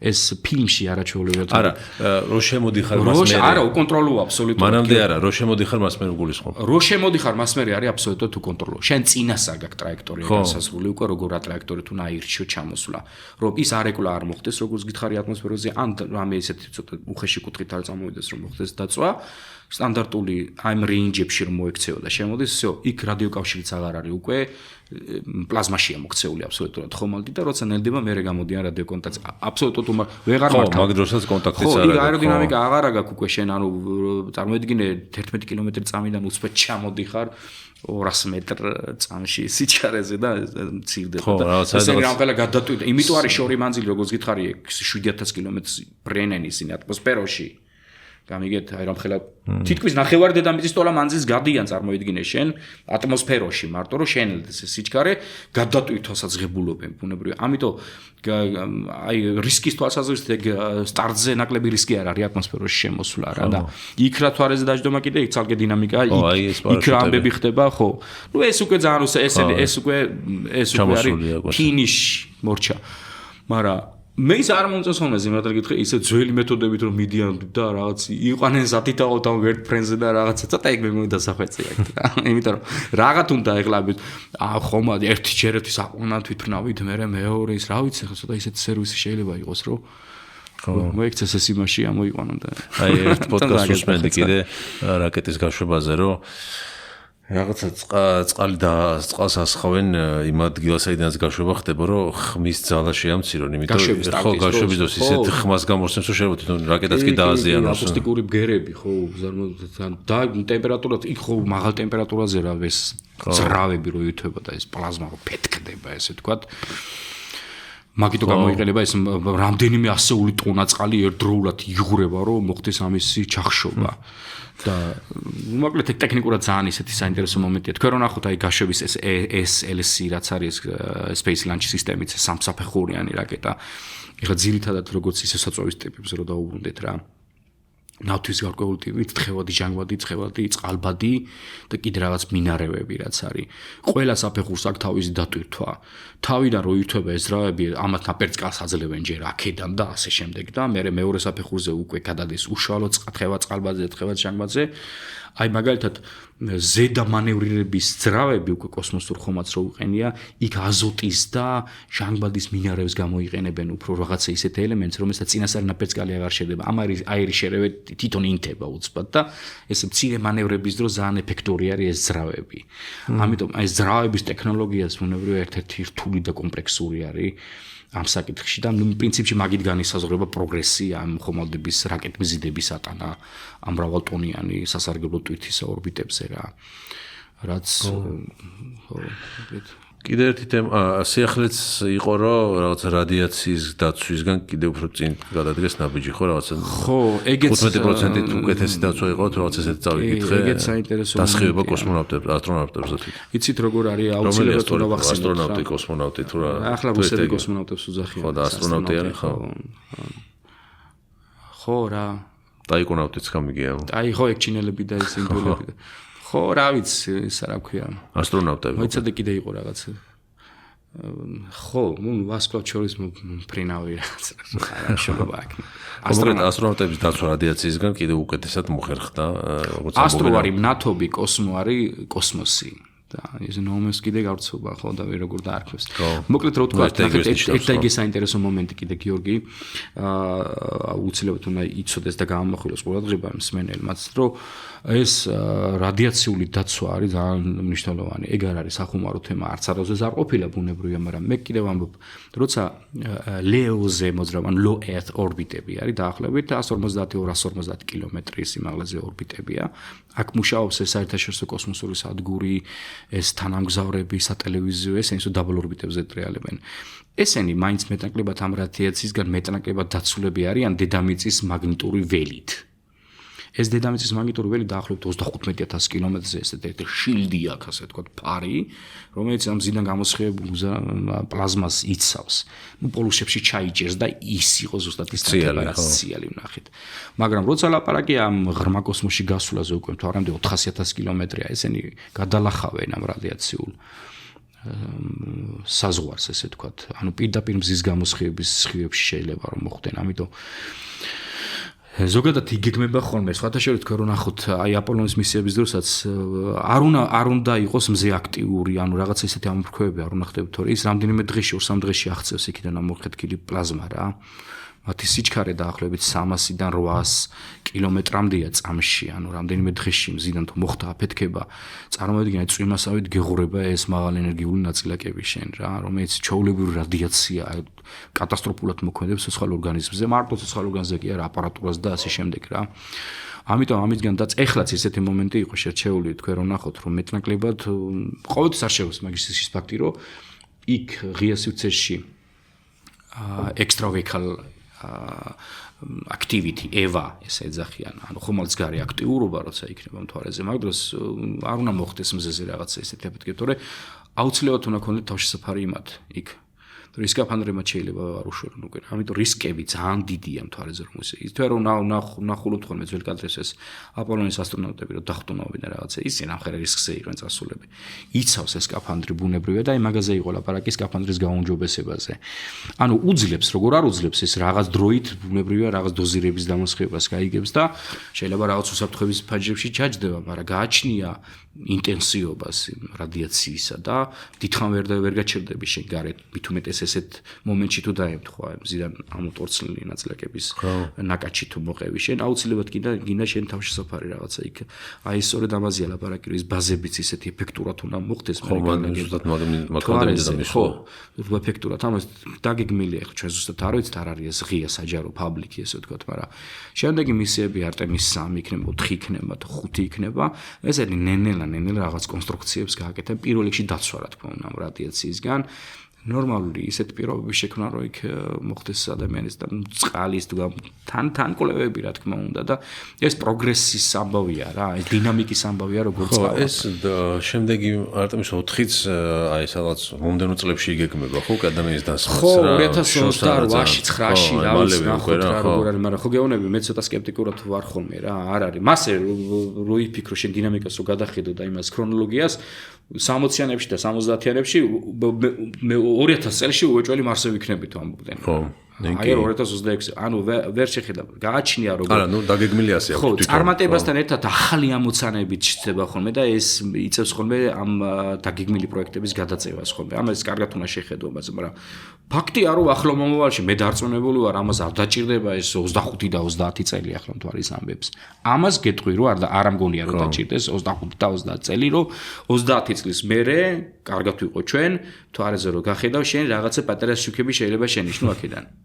აი ფერფლისფერ ნათებაში უკანა ღამის მხრიდან შეიძლება იმიტომ რომ სამხრეთ პოლუსთან ვიღაცები იქნებიან უკვე იქ როგორც აქ არის კოსმოსური საერთაშორისო კოსმოსური სადგური ხო ადიან ხო კოსმოსურ სადგურზე მუშაობენ ლაბორატორიებს აკეთებენ ყოველთვის ახლება ასლო ჩამოსვლა ამ კოსმოსში ახლა ეს ჩვეულებრივი ათვისებული სივრცეა ახლა ახლო კოსმოსი მაგრამ იქ ცოტა ექსტრემალური პირობებია იქ თვარეზე მაგრამ მე დარწმუნებული ვარ რაღაც დროის მერე იქ რომ დაიწყებენ უკვე ამ ბაზების შენებლობას, აი ნახოთ მერე გამოჩნდება ის ახალ-ახალი მიღწევები, მაგრამ ეს შეუქცევადი პროცესია ამაშია. ალბათ არ არის გამორიცხული ჯერ რობოტები გადასვლანაც და რომლებიც დაიწყებენ რაღაც შენებლობას და რაღაცა მანქანები იყვნენ ახლა ხო, რა ვიცი ახლა ესენი ხო ყველანი გმირები არიან, აი მარსზე წასვლის არ იყოს ხო.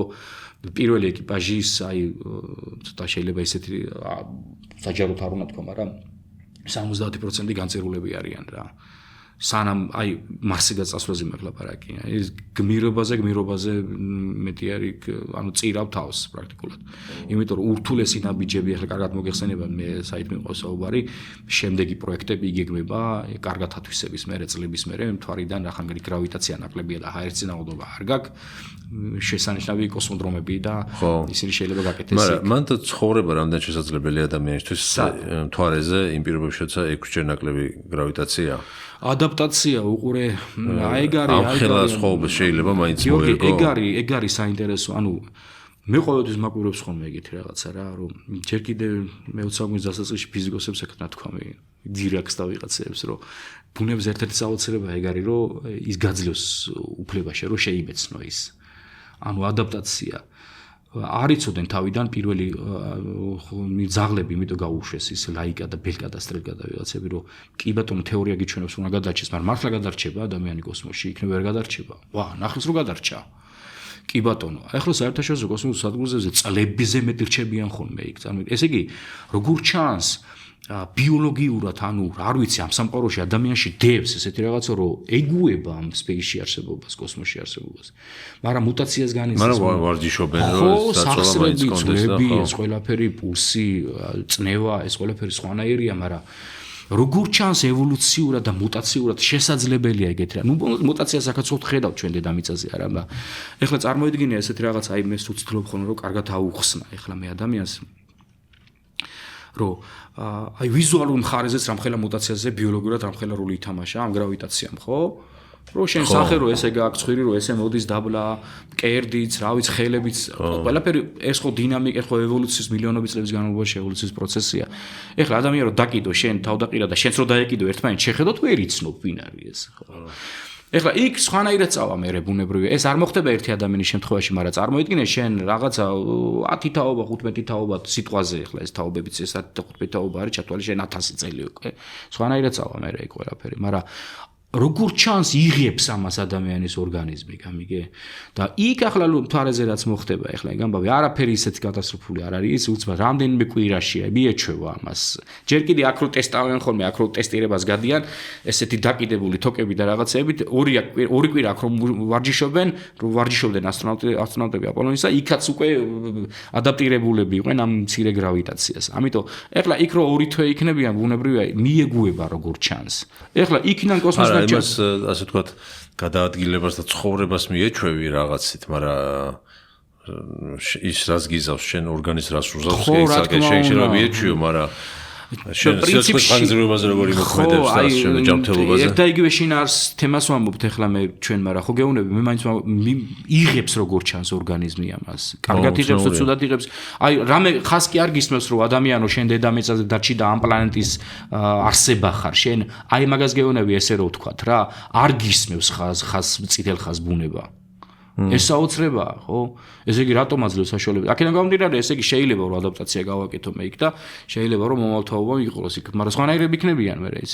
ეხლა მე წარმოედგინე, აი ესეთი რაღაც თეორიულად წარმოედგინე, თქვა 10 წლის ბავშვი რა, ხომალდში გაუშვი შენ და იქიდან 50 წლის კაცი დააბრუნე შენ დედამიწაზე. არაფერი არის ამაში ისეთი ტექნიკურად მიუღწეველი, თქვა იყოს, გაიზრდება. ახლა როგორი იქნება, როგორი ვიზუალი იქნება და ჩამოიყვანე მე ეს დედამიწაზე აქში. ძალიან გაუჭირდება. ხო, არა და ხო გეუბნები, აი ეს ხო არ არის ძალიან ძიმეთ იგრძნობს თავს. ეს ის პლანეტაა, ხო რა, ნახე, აქედან ვარ ჩვენ. ოკეი. ხო. ეგეთი რაღაცა რა და მარსზე კიდე ხო, საერთოდ ექსტრემალური. ეხლა დაახლოებით ამ თემის გაგრძელება არის რამდენად მნიშვნელოვანია რომ კაცობრიობა გაცდეს დედამიწას და სხვა პლანეტების ათვისებას დაიწყოს, იმიტომ რომ ასე ვთქვათ, ეს თეორიულად ესეთი ის არის ხოლმე, რომ დღესაც შეიძლება ასტეროიდი დაეცეს დედამიწას და რაღაცა კატაკლიზმა დაემუქროს და ამიტომ რომ ადამიანები სხვაგანაც არსებობდნენ, ეს ადამიანის მოდგმისთვის ძალიან მნიშვნელოვანია. რამდენად არის შანსი, რომ მოულოდნელად გამოჩნდეს და ვინახოთ ასტეროიდი, რომელიც უითმო დედამიწას ემუქრება. მე როგორც ვიცი, ესე არ დგას საკითხი, რაღაც დონეზე შესწავლილი გვაქვს ჩვენი გარემო და რაღაც უახლოესი წლების პროგნოზის გაკეთება შეგვიძლია. მე ვისარგებლებ იმით, რომ აქ თქვენთან ვარ და ჩემ კოლეგებს მიულოცავ, გადაეცათ NASA-ს ჯილდო აი ამ უსაფრთხოების დარგში ასტრონომიისა, რასაც ქვია ასტეროიდებზე მონიტორინგი. ვიზია საუბარი. ჩვენი კოლეგები აბასთუმანში. წარმოედგინე აბასთუმის ობსერვატორიაც სხვა დანარჩენ მსოფლიო სხვადასხვა ლოკაციაზე არსებულ 80 კოლეგასთან ერთად იყვნენ ჩართული ამ პროექტში. კერძოდ NASA-ს ერთ-ერთი პროექტი იყო 2021-ში თუ არ ვთქვი, DART ესეთი მისია, რომელიც აი ორმაგი ასტეროიდი არსებობს მზის სისტემაში, რომელსაც ერთი დიდი და ერთი პატარა, ასე ვთქვათ და ამ პატარა ასტეროიდი დიდ ასტეროიდს უვლის რაღაცა პერიოდით წარმოედგინე შენ და ამათმა კოსმოსური ხომალდი აქედან აიტანეს, ეს ხომალდი მივიდა. ტრაექტორია რომ უნდა შეიცვალა. ხო, დაარტყეს ამას, ანუ უკიდან მეარტყეს, ესე ვთქვათ, მაცივრის ხელა ობიექტია, ხელოვნური დაჯახება მოახდინეს და აბასთუმის ობსერვატორიიდან უყურებდნენ ამას ყველაფერს და გარკვეულ მეში მიიღეს მონაწილეობა და აღმოჩნდა რომ ამის ხელიკრეს ასე ვთქვათ. ხელიკრეს და ამის გარემოქცევის პერიოდი თითქმის 9 საათი გაიზარდა.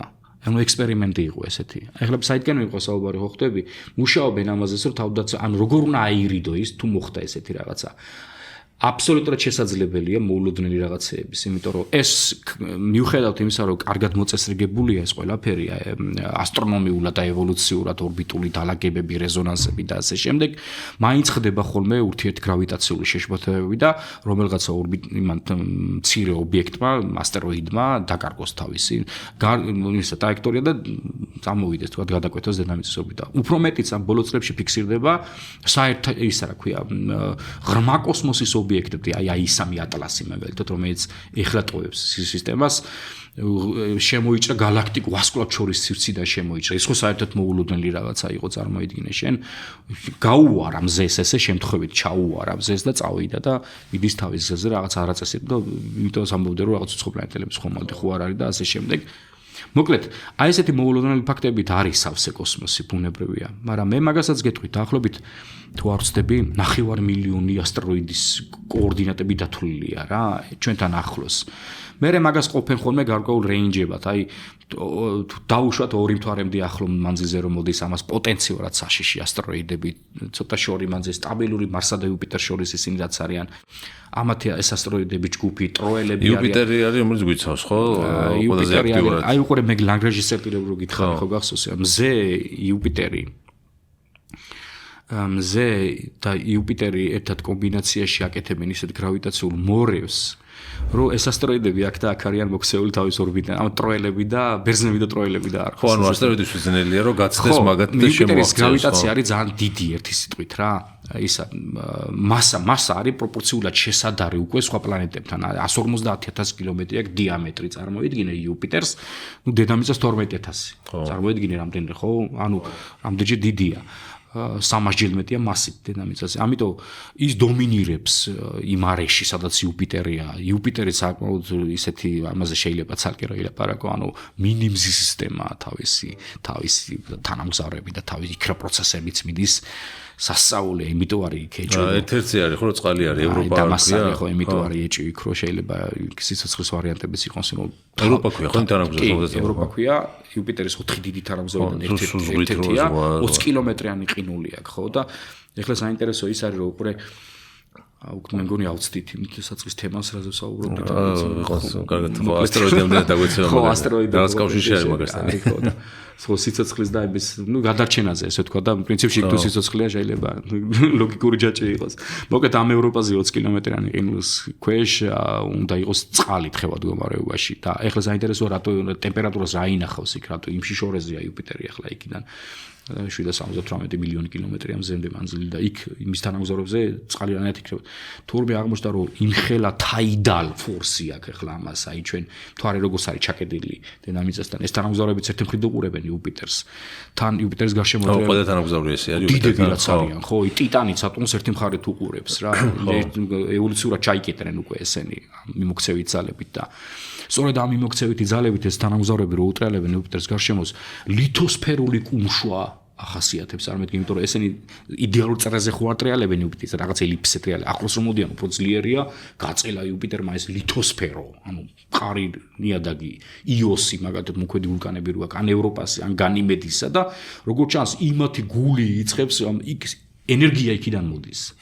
ამიტომ გეუბნები რომ აი იუპიტერი ანუ ეს რომ პერიოდულად გაწელო შეკუშოს ეს წარმოქმნის ენერგიას გამოვიდა გეიზერები უკვე იქიდან რა იოზე ვულკანები ხეთქავს და იმ ენცელადაზე კიდე სატურნის თანამგზავრზე იმ ხელაზე მოქმედ ანუ მე ვამბობ რომ ეს გიგანტი პლანეტები რასაც უყურებთ ჩვენ ეს გაზის გიგანტები იუპიტერები თუმეტეს აი ამ არეში ძალიან თავისი სისტემით არის არაჩვეულებრივად საინტერესო ხო ჯერ მარტო ამდენი თანამგზავრები 100-მდე და კიდე სატურნს კიდე 180 თუ მეტი კიდე ეს თანამგზავრების რიცხვის თქმაც არ შეიძლება ეგეც საინტერესოა რომ დაუბრუნდეთ თან ჩვენ წინა დიალოგს ასე ვთქვათ რომ ეს ასტეროიდი შეიძლება მიიტაცოს გრავიტაციით იუპიტერმა ყავდეს 2-3 წელი თავის თანამგზავრი მე თავის თანამგზავრთან გრავიტაციით ისე მოიშოროს აი ეს რაღაცები ჩვეულებრივი მომენტია რა ხო ანუ თუ სწორად გავიგე ხა რა ესე და ვთქვათ მზის სისტემაში იუპიტერი მოძრაობს თავის ტრაექტორიაზე სულ რომ ერთხელ ეს იყოს და აქ მეორე მხრიდან შემოვიდეს ასტეროიდი სადღაც ის მაინც დაეწევა და გამოიბანს თავის ამ გრავიტაციულ ველს აქვს ესეთი თვისება რომ აი ლაგრაჟის წერტილებში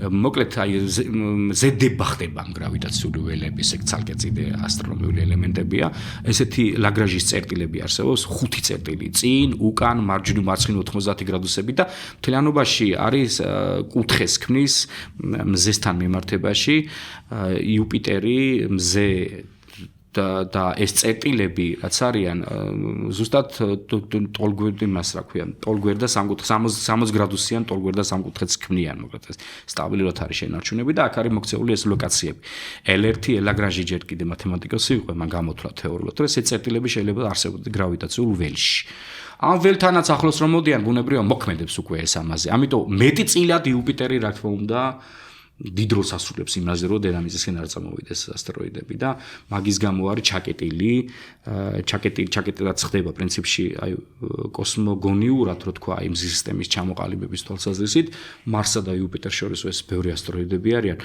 როგორც ერთ-ერთი ვერსიით იუპიტერმა არ მიცა საშუალება იქ რო იქ პლანეტა ჩამოყალიბებული იყო თავის დროზე ჯერ კიდე მილიარდობით წლის წინ არ მიცა იმხელა გრავიტაცია აქ იუპიტერს და ესეთი ასტეროიდები აქ დარჩენ მარსსა და იუპიტერს შორის ასე რომ კი მართალია აბსოლუტურად იუპიტერი დიდ გავლენას ახდენს იმაზე რომ არ გამოუშვას დედამიწისკენ პოტენციურად საშიშებით თქვა რომ მეც აქეთკენ რაღაც მნიშვნელოვან როლს თამაშობს მოდი ასე თქვა ეხლა მე ვერ გეტყვი ზუსტად მათემატიკურად რამდენს მაგრამ მნიშვნელოვან როლს თამაშობს აი შუმეიკერლევიც რო ვახსენე იქ დაამპრია მეთქი იმაზე რომ სანამ როში საზღვარზე შევიდო და ჩაიტაცა მანამდე იუპიტერმა ის კომეტა ესე თქვა ეხლა კომეტებიდან განსხვავება ასტეროიდები ხო კომეტა ის ჭოჭყიანი თოვლის გუნდა რას წყალბად შეიცავს და ასტეროიდები ამშრალები უკვე ნატეხები ქვის ასე ვთქვათ და ეგეთი ამბები ხდება მოკლედ ჰაერში და ახლა ჩვენ ბუნებრივია უყურებენ ამას ახლა ასტრონომები რომ იყოს უსაფრთხოდ დაცული დედამიწაც ხო რომ საიდან ამ მოგეპარება შენ არიცი ამ ქაოსში ხშირად არის ხოლმე რაღაცა ყოველ საიტზე ან რაღაცას დაიწერება მეცნიერებმა მოაჩნეს ასტეროიდი ტრაექტორიების მიხედვით ვამბობთ ჩვენ თამამად ვამბობთ ესე ვთქვათ რომ ბოლო ამ 152 წელიწადში არაფერი არ მოხდება, იმიტომ რომ ვიცით კარგად შესწავლილია ეს ესენი, მაგრამ ეს ხადია არ არის ისეთი რაღაც. აი რაც მოხდა 66 მილიონი წლის წინ იუკატანის ნახევარკუნძულზე მექსიკაში. ჩიქსულუბუს მეტეორული კრატერი, აი მაგას მიაწერენ ზუსტად იმ დინოზავრების გადაში. 12 კილომეტრი იყო ისაუ წარმოედგინე 66 მილიონი წლის წინ. და სამჯერ შემოუარა დარტყმითმა ტალღამ დედამიწას და 2 წელი მზე აღარ ჩამდა. და დადის ამხელა გიგანტური ცხოველი და აი ფოტოსინთეზი რამე აღარ არის და განადგურდა ყველაფერი და ამ მცირე პროცენტი გადარჩენ მარტო მღრღნელების და ემების სახით და მადლობა იმ ასტეროიდს რომ ჩვენ ვარ დღეს. მაშინ არ იყვენ ადამიანები. გავიდა მილიონობით წლები და ასე რომ ეს თამსდები პროცესია როგორც ჩანს იმაში ჩვეულებრივი აი თვარეც რო ხედავთ ახლა ეს კრატერები რა არის არ აქვს ატმოსფერო და იმიტოა ესეთი დაღარული და დაშრამული საწოდა ხო აი კიდე ბაზების აშენებას და მან გადაცხოვრებას ასე ვთქვათ მაგ მხრივ რამდენად უსაფრთხო არის იცი რა არის ეს ახლა აღარ არის ესეთი ინტენსიური თვარეზე აი რო გითხრა ეხლა დედამიწასთან შედარებით ცოტა ხნის წინ არის ყო რაღაც ასტეროიდის შეჯახება რო გადაიღეს აფიქსირებენ ხოლმე აი როგორ გითხრა რა დაახლოებით ესე იგი აი 5 მეტრიანი რო თქვა აი დაახლოებით შეიძლება 50 წელიწადში ერთხელ მოხდეს და აქედან ხედავ ინთება ხოლმე ეს რაღაც აი ინთება კახალი კრატერი გაჩნდა მაგრამ აი ბომბარდირება ესეთი ტერმინიც კი იყო ასტრონომიაში ამი კოსმოგონიაში არა კოსმოლოგიაში მთელი სამყაროზე კოსმოგონია როგორც სისტემის სხეულების ჩამოყალიბების და ევოლუციურად ეს ბომბარდირების ეპოქა დამთავრდა უკვე დაახლოებით 3.5 მილიარდი წლის წინ. ამ ხო ეს ჩაწყნარებული არის უკვე თორე ეხლა წვრილები აი პატარები მილიმეტრული ზომის იმაზე ნაკლებები ესეთები ეხლაც ცვივა დედამიწის ატმოსფეროში ცოტა მოზრდილები აი სანტიმეტრული ზომისები 2-3 სანტიმეტრი სწორედ ის მეტეორები არიან რომ გაიქროლებს ხოლმე. ცოტა დიდი ზომა თუ არის აი მაგალითად ამ სასმლის ჭურჭლის ზომა შეიძლება ბოლომდე ვერ დაიწვას და ჩემ პატარა ნატეხი იპოვა ეს უკვე მეტეორიტია ხელში ვეკავდა. ეხლა თვარეზე რა ხდება? თვარეზე ნურას უკაცრავად არ აქვს ატმოსფერო იქ. პირდაპირ ხდება. ამიტომ პირდაპირ ხდება. ამიტომ ეგ საფრთხეც არის ბუნებრივია, ხო? განსაკუთრებით ისეთ ადგილებში, როცა მოხდება თვარის ორბიტის და დედამიწის ორბიტასთან ერთად კომბინაციაში გავლა აი ამ ასტეროიდების გზაზე. ეს ასტეროიდები მე არ მაქვს ლაპარაკი კლასიკურ ასტეროიდებზე ლაპარაკი მზესა და იუპიტერს შორის. ანუ კომეტების გზაზე მათ ორბიტებზე, როცა კომეტამ ამოწურა თავისი ჰელიუმის წყალბადი და მეთანის და რაღაცების გაზები, იქ მარტო ქვები დარჩა და აი ესეთი ტრაექტორიები არსებობს მზესთან, მზის გარშემო. ეს ლეონიდები, მაგალითად ჯემინიდები და ასე შემდეგ მეტეორული წვიმების კალენდარი.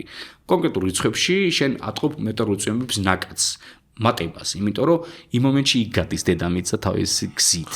აი ესეთ გზაზე რომ მოექცევა, უკვე თვარე იქ შეიძლება პატარ-პატარ რაღაც ქვები წამოვიდნენ.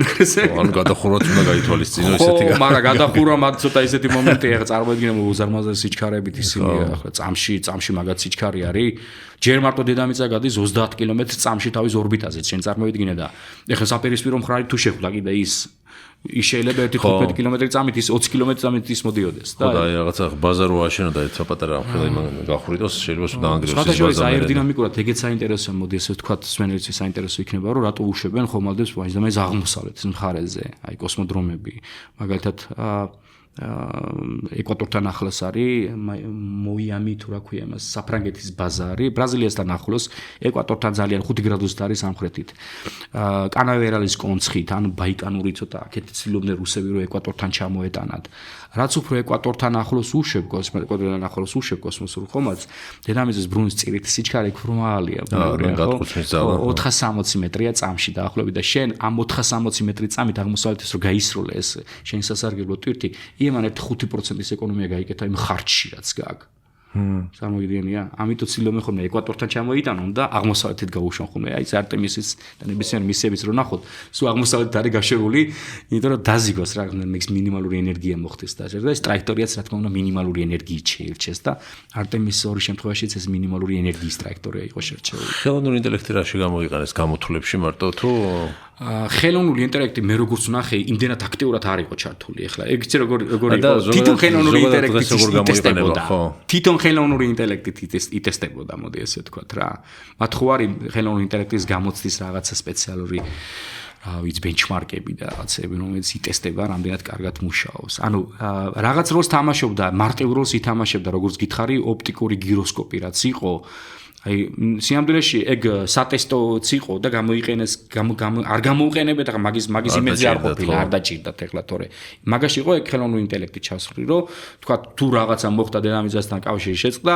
ორიენტაციას და გიროსკოპით ხელოვნური ინტელექტი მეხმარება რომ ზუსტად განსაზღვროს სად არის ბზე მთვარე ეს ხომალდი ვასკულარების ორი მიმართ როგორ არის და გამოუშვას ისევ დედამიწისკენ აი იმაში თორე დანარჩენ რაღაცეებშიც მე როგორც ვიცი იყო ჩართული ხელოვნური ინტელექტი, მაგრამ არ ვიცით გიორგი ბოლომდე რაში იყო ჩართული. ეს მაინც შიდა თავიანთი სამზარეულო საქმეა და მე ვფიქრობ რომ მე რამდენიმე ხანში მაინც გამოჩნდება ეს რაში იყო ჩართული, იმიტომ რომ თლიანად სატესტო არის ეს ასე ვთქვათ, აი ტესტება მარტო არა ერთხელ, მაგრამ ბევრი რაღაცეებით იტესტება ტექნოლოგიური თვალსაზრისით.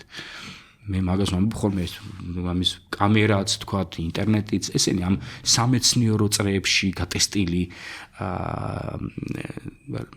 ისინი რა ქვია პროგრამები და ხელსაწყოები რომელიც მე თუ გაამართლა მე პაბლიკი გახდება ეს ყველაფერი ხო ამიტომ დარწმუნებულები ბევრ რაღაცები არის მეჩადებული ესეთი რომ ნახოთ როგორ წავა ტექნოლოგია იზრდება ესეთ რაღაცეებში ხო ხო ალბათ საომალოდ ყველა ის გამოთვლა მე ხელოვნური ინტელექტის საქმე გახდება ეს ხო ეგ ცალკე თემაა საერთოდ მე ვამბობ ხოლმე და ემბრიონია მართლა ჯერ რა ხო ეგ რას მოიტანს იმ თავარია კონტროლი არ დაიგარგოს მაგაზე და არ მოხდეს მაგრამ არ ვიცი მე სიმართლე გითხრათ ცოტა მეშინია მაგის რა დამოუკიდებლად აკეთებს უკვე რაღაც გადაწყვეტილებების მიღებას და ეს კონტროლი არ უნდა მოხდეს და კონტროლის დაკარგვა არ უნდა მოხდეს რა მოკლედ რა მაგრამ არ ვიცი ახლა საერთოდ წაგვიყვანს ყოველ შემთხვევაში იმ ტენდენციით რო გადახედო მაინც და მაინც გაიბირი არ მინდა ესეთ ნოტაზე ვილაპარაკო მაგრამ ყოველ შემთხვევაში ხო გეუბნები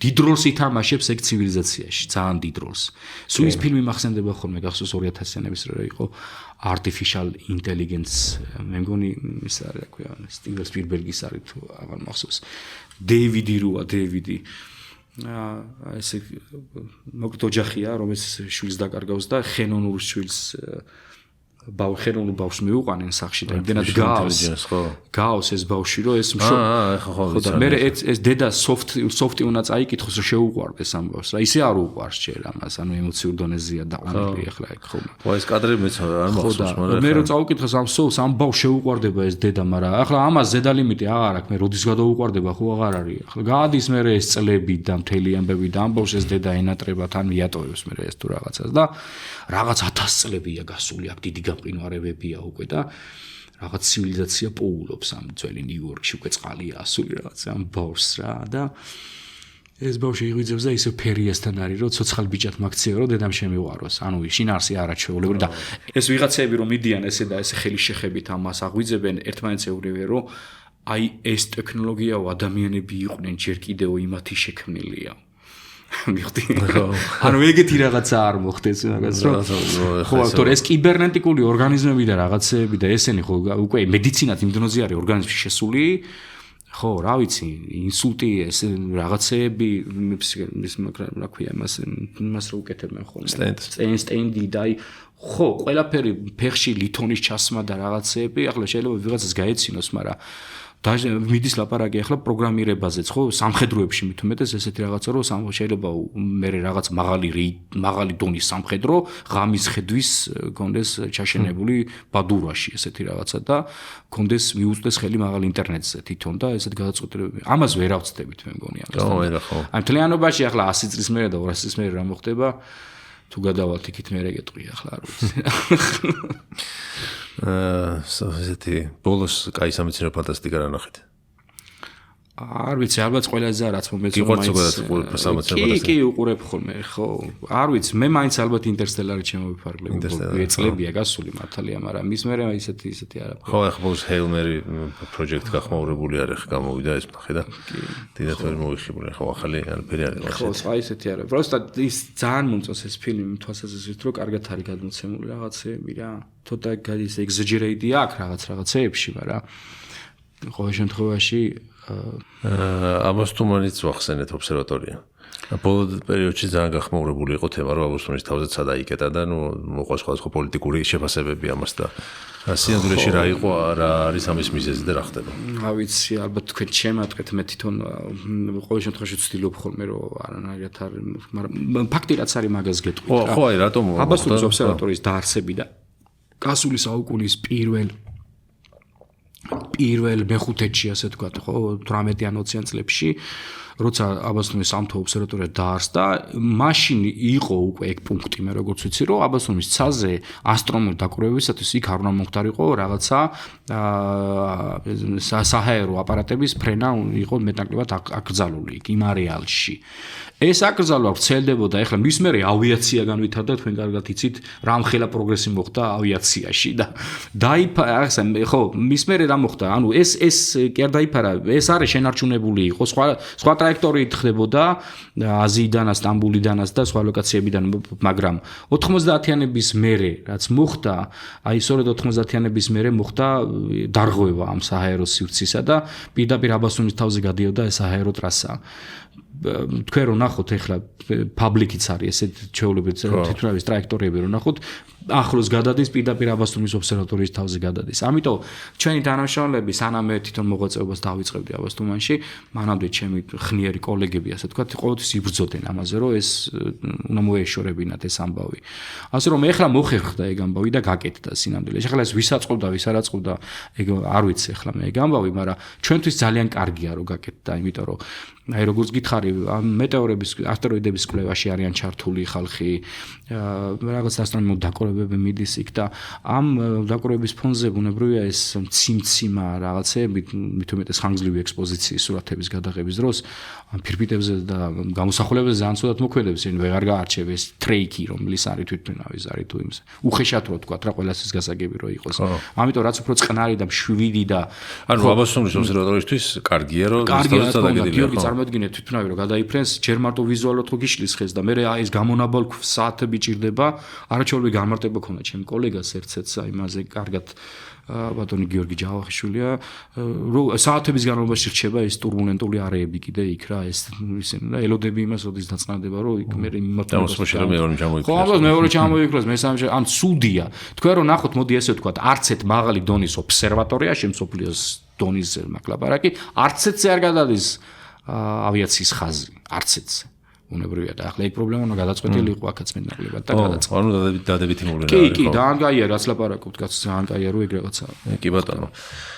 კარგი, წავიდეთ ბოლოსკენ ძალიან ბევრი თემა არის და დაუსრულებლად შეგვიძლია ამაზე ლაპარაკი და კითხვები არ გავამელება მოკლედ მე და შემიძლია რომ რაც მომინდება რომ თქვენგან მოვისმინო.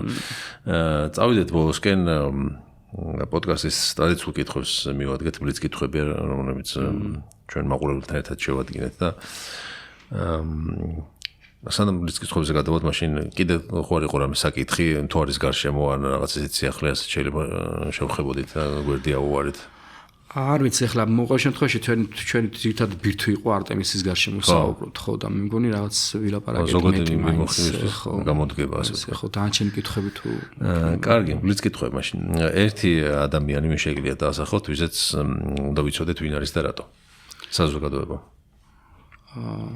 ეხლანდელი ცოცხალი უკვე როგორც თქვენ ჩათვლით საჭიროთ რა ჩვენ საზოგადოება რომ მეტად მივაქციოთ ყურადღება ან თუ უცნობია გავიცნოთ ან თუ ისტორიული ფიგურაა რომ მეტად გავითვალისწინოთ მისი აზრი აი უკეთესად რომ ვიცნობდეთ უკეთესი რო იქნებოდა ჩვენთვის ქართველებისთვის ხო ჩვენთვის ქართველებისთვის გინდათ ქართველი გინდათ უცნობი გინდათ ნაცნობი გინდათ ისტორიული ხო არის ისტორიას თუ ვიტყვი არ ვიცი ალბათ ამ ეტაპზე დავით აღმაშენებელს ვიტყოდი რა. ძალიან გჭირდება მე მგონი. უკეთ გავიცნოთ და რა სტრატეგიული შეხედულებები ექნებოდა იმისთვის, რომ აი ამ კოსმოსის ათვისებაზე სასიტყოდა რა. ხო, საინტერესო იქნებოდა. რა ვიცი მე ეს მომდისტომში დაანჩენი რა ვიცი. კი ბატონო, რა არის თქვენი პირველი მოგონება, რაც გახსენდებათ? ზოგადად, საერთოდ, რაც ცოცხალი ვარ? ხო. რა მაგარი კითხვა. არ ვიცი, პირველი მოგონება, ხო, სოფელში ვარ გაზრდილი რა და იქ მე და ჩემი ძმა რო თამაშობდით ბაღში ალბათ ეგეთი რაღაცა რა. გუნდონად იმას არ ახსოვს ხოლმე, მაგრამ როგორც ჩანს მე უფრო კარგად მახსოვს და მე ახსენებ ალბათ ეს 3 წელი ესე რა. 2-დან 3 წლამდე ეგეთი რაღაცა რა. ჩემი ძმა უფროსია, ისიც მახსენებს ხოლმე, ის რომ მახსენებს 2 წლის იყო მაშინ და მე არ მახსოვს. რაღაც ძველ სახლში ცხოვრობდით კახეთში ჩვენ და იქიდან იყო ხოლმე, აი მაინან იწყება რაღაცები რა.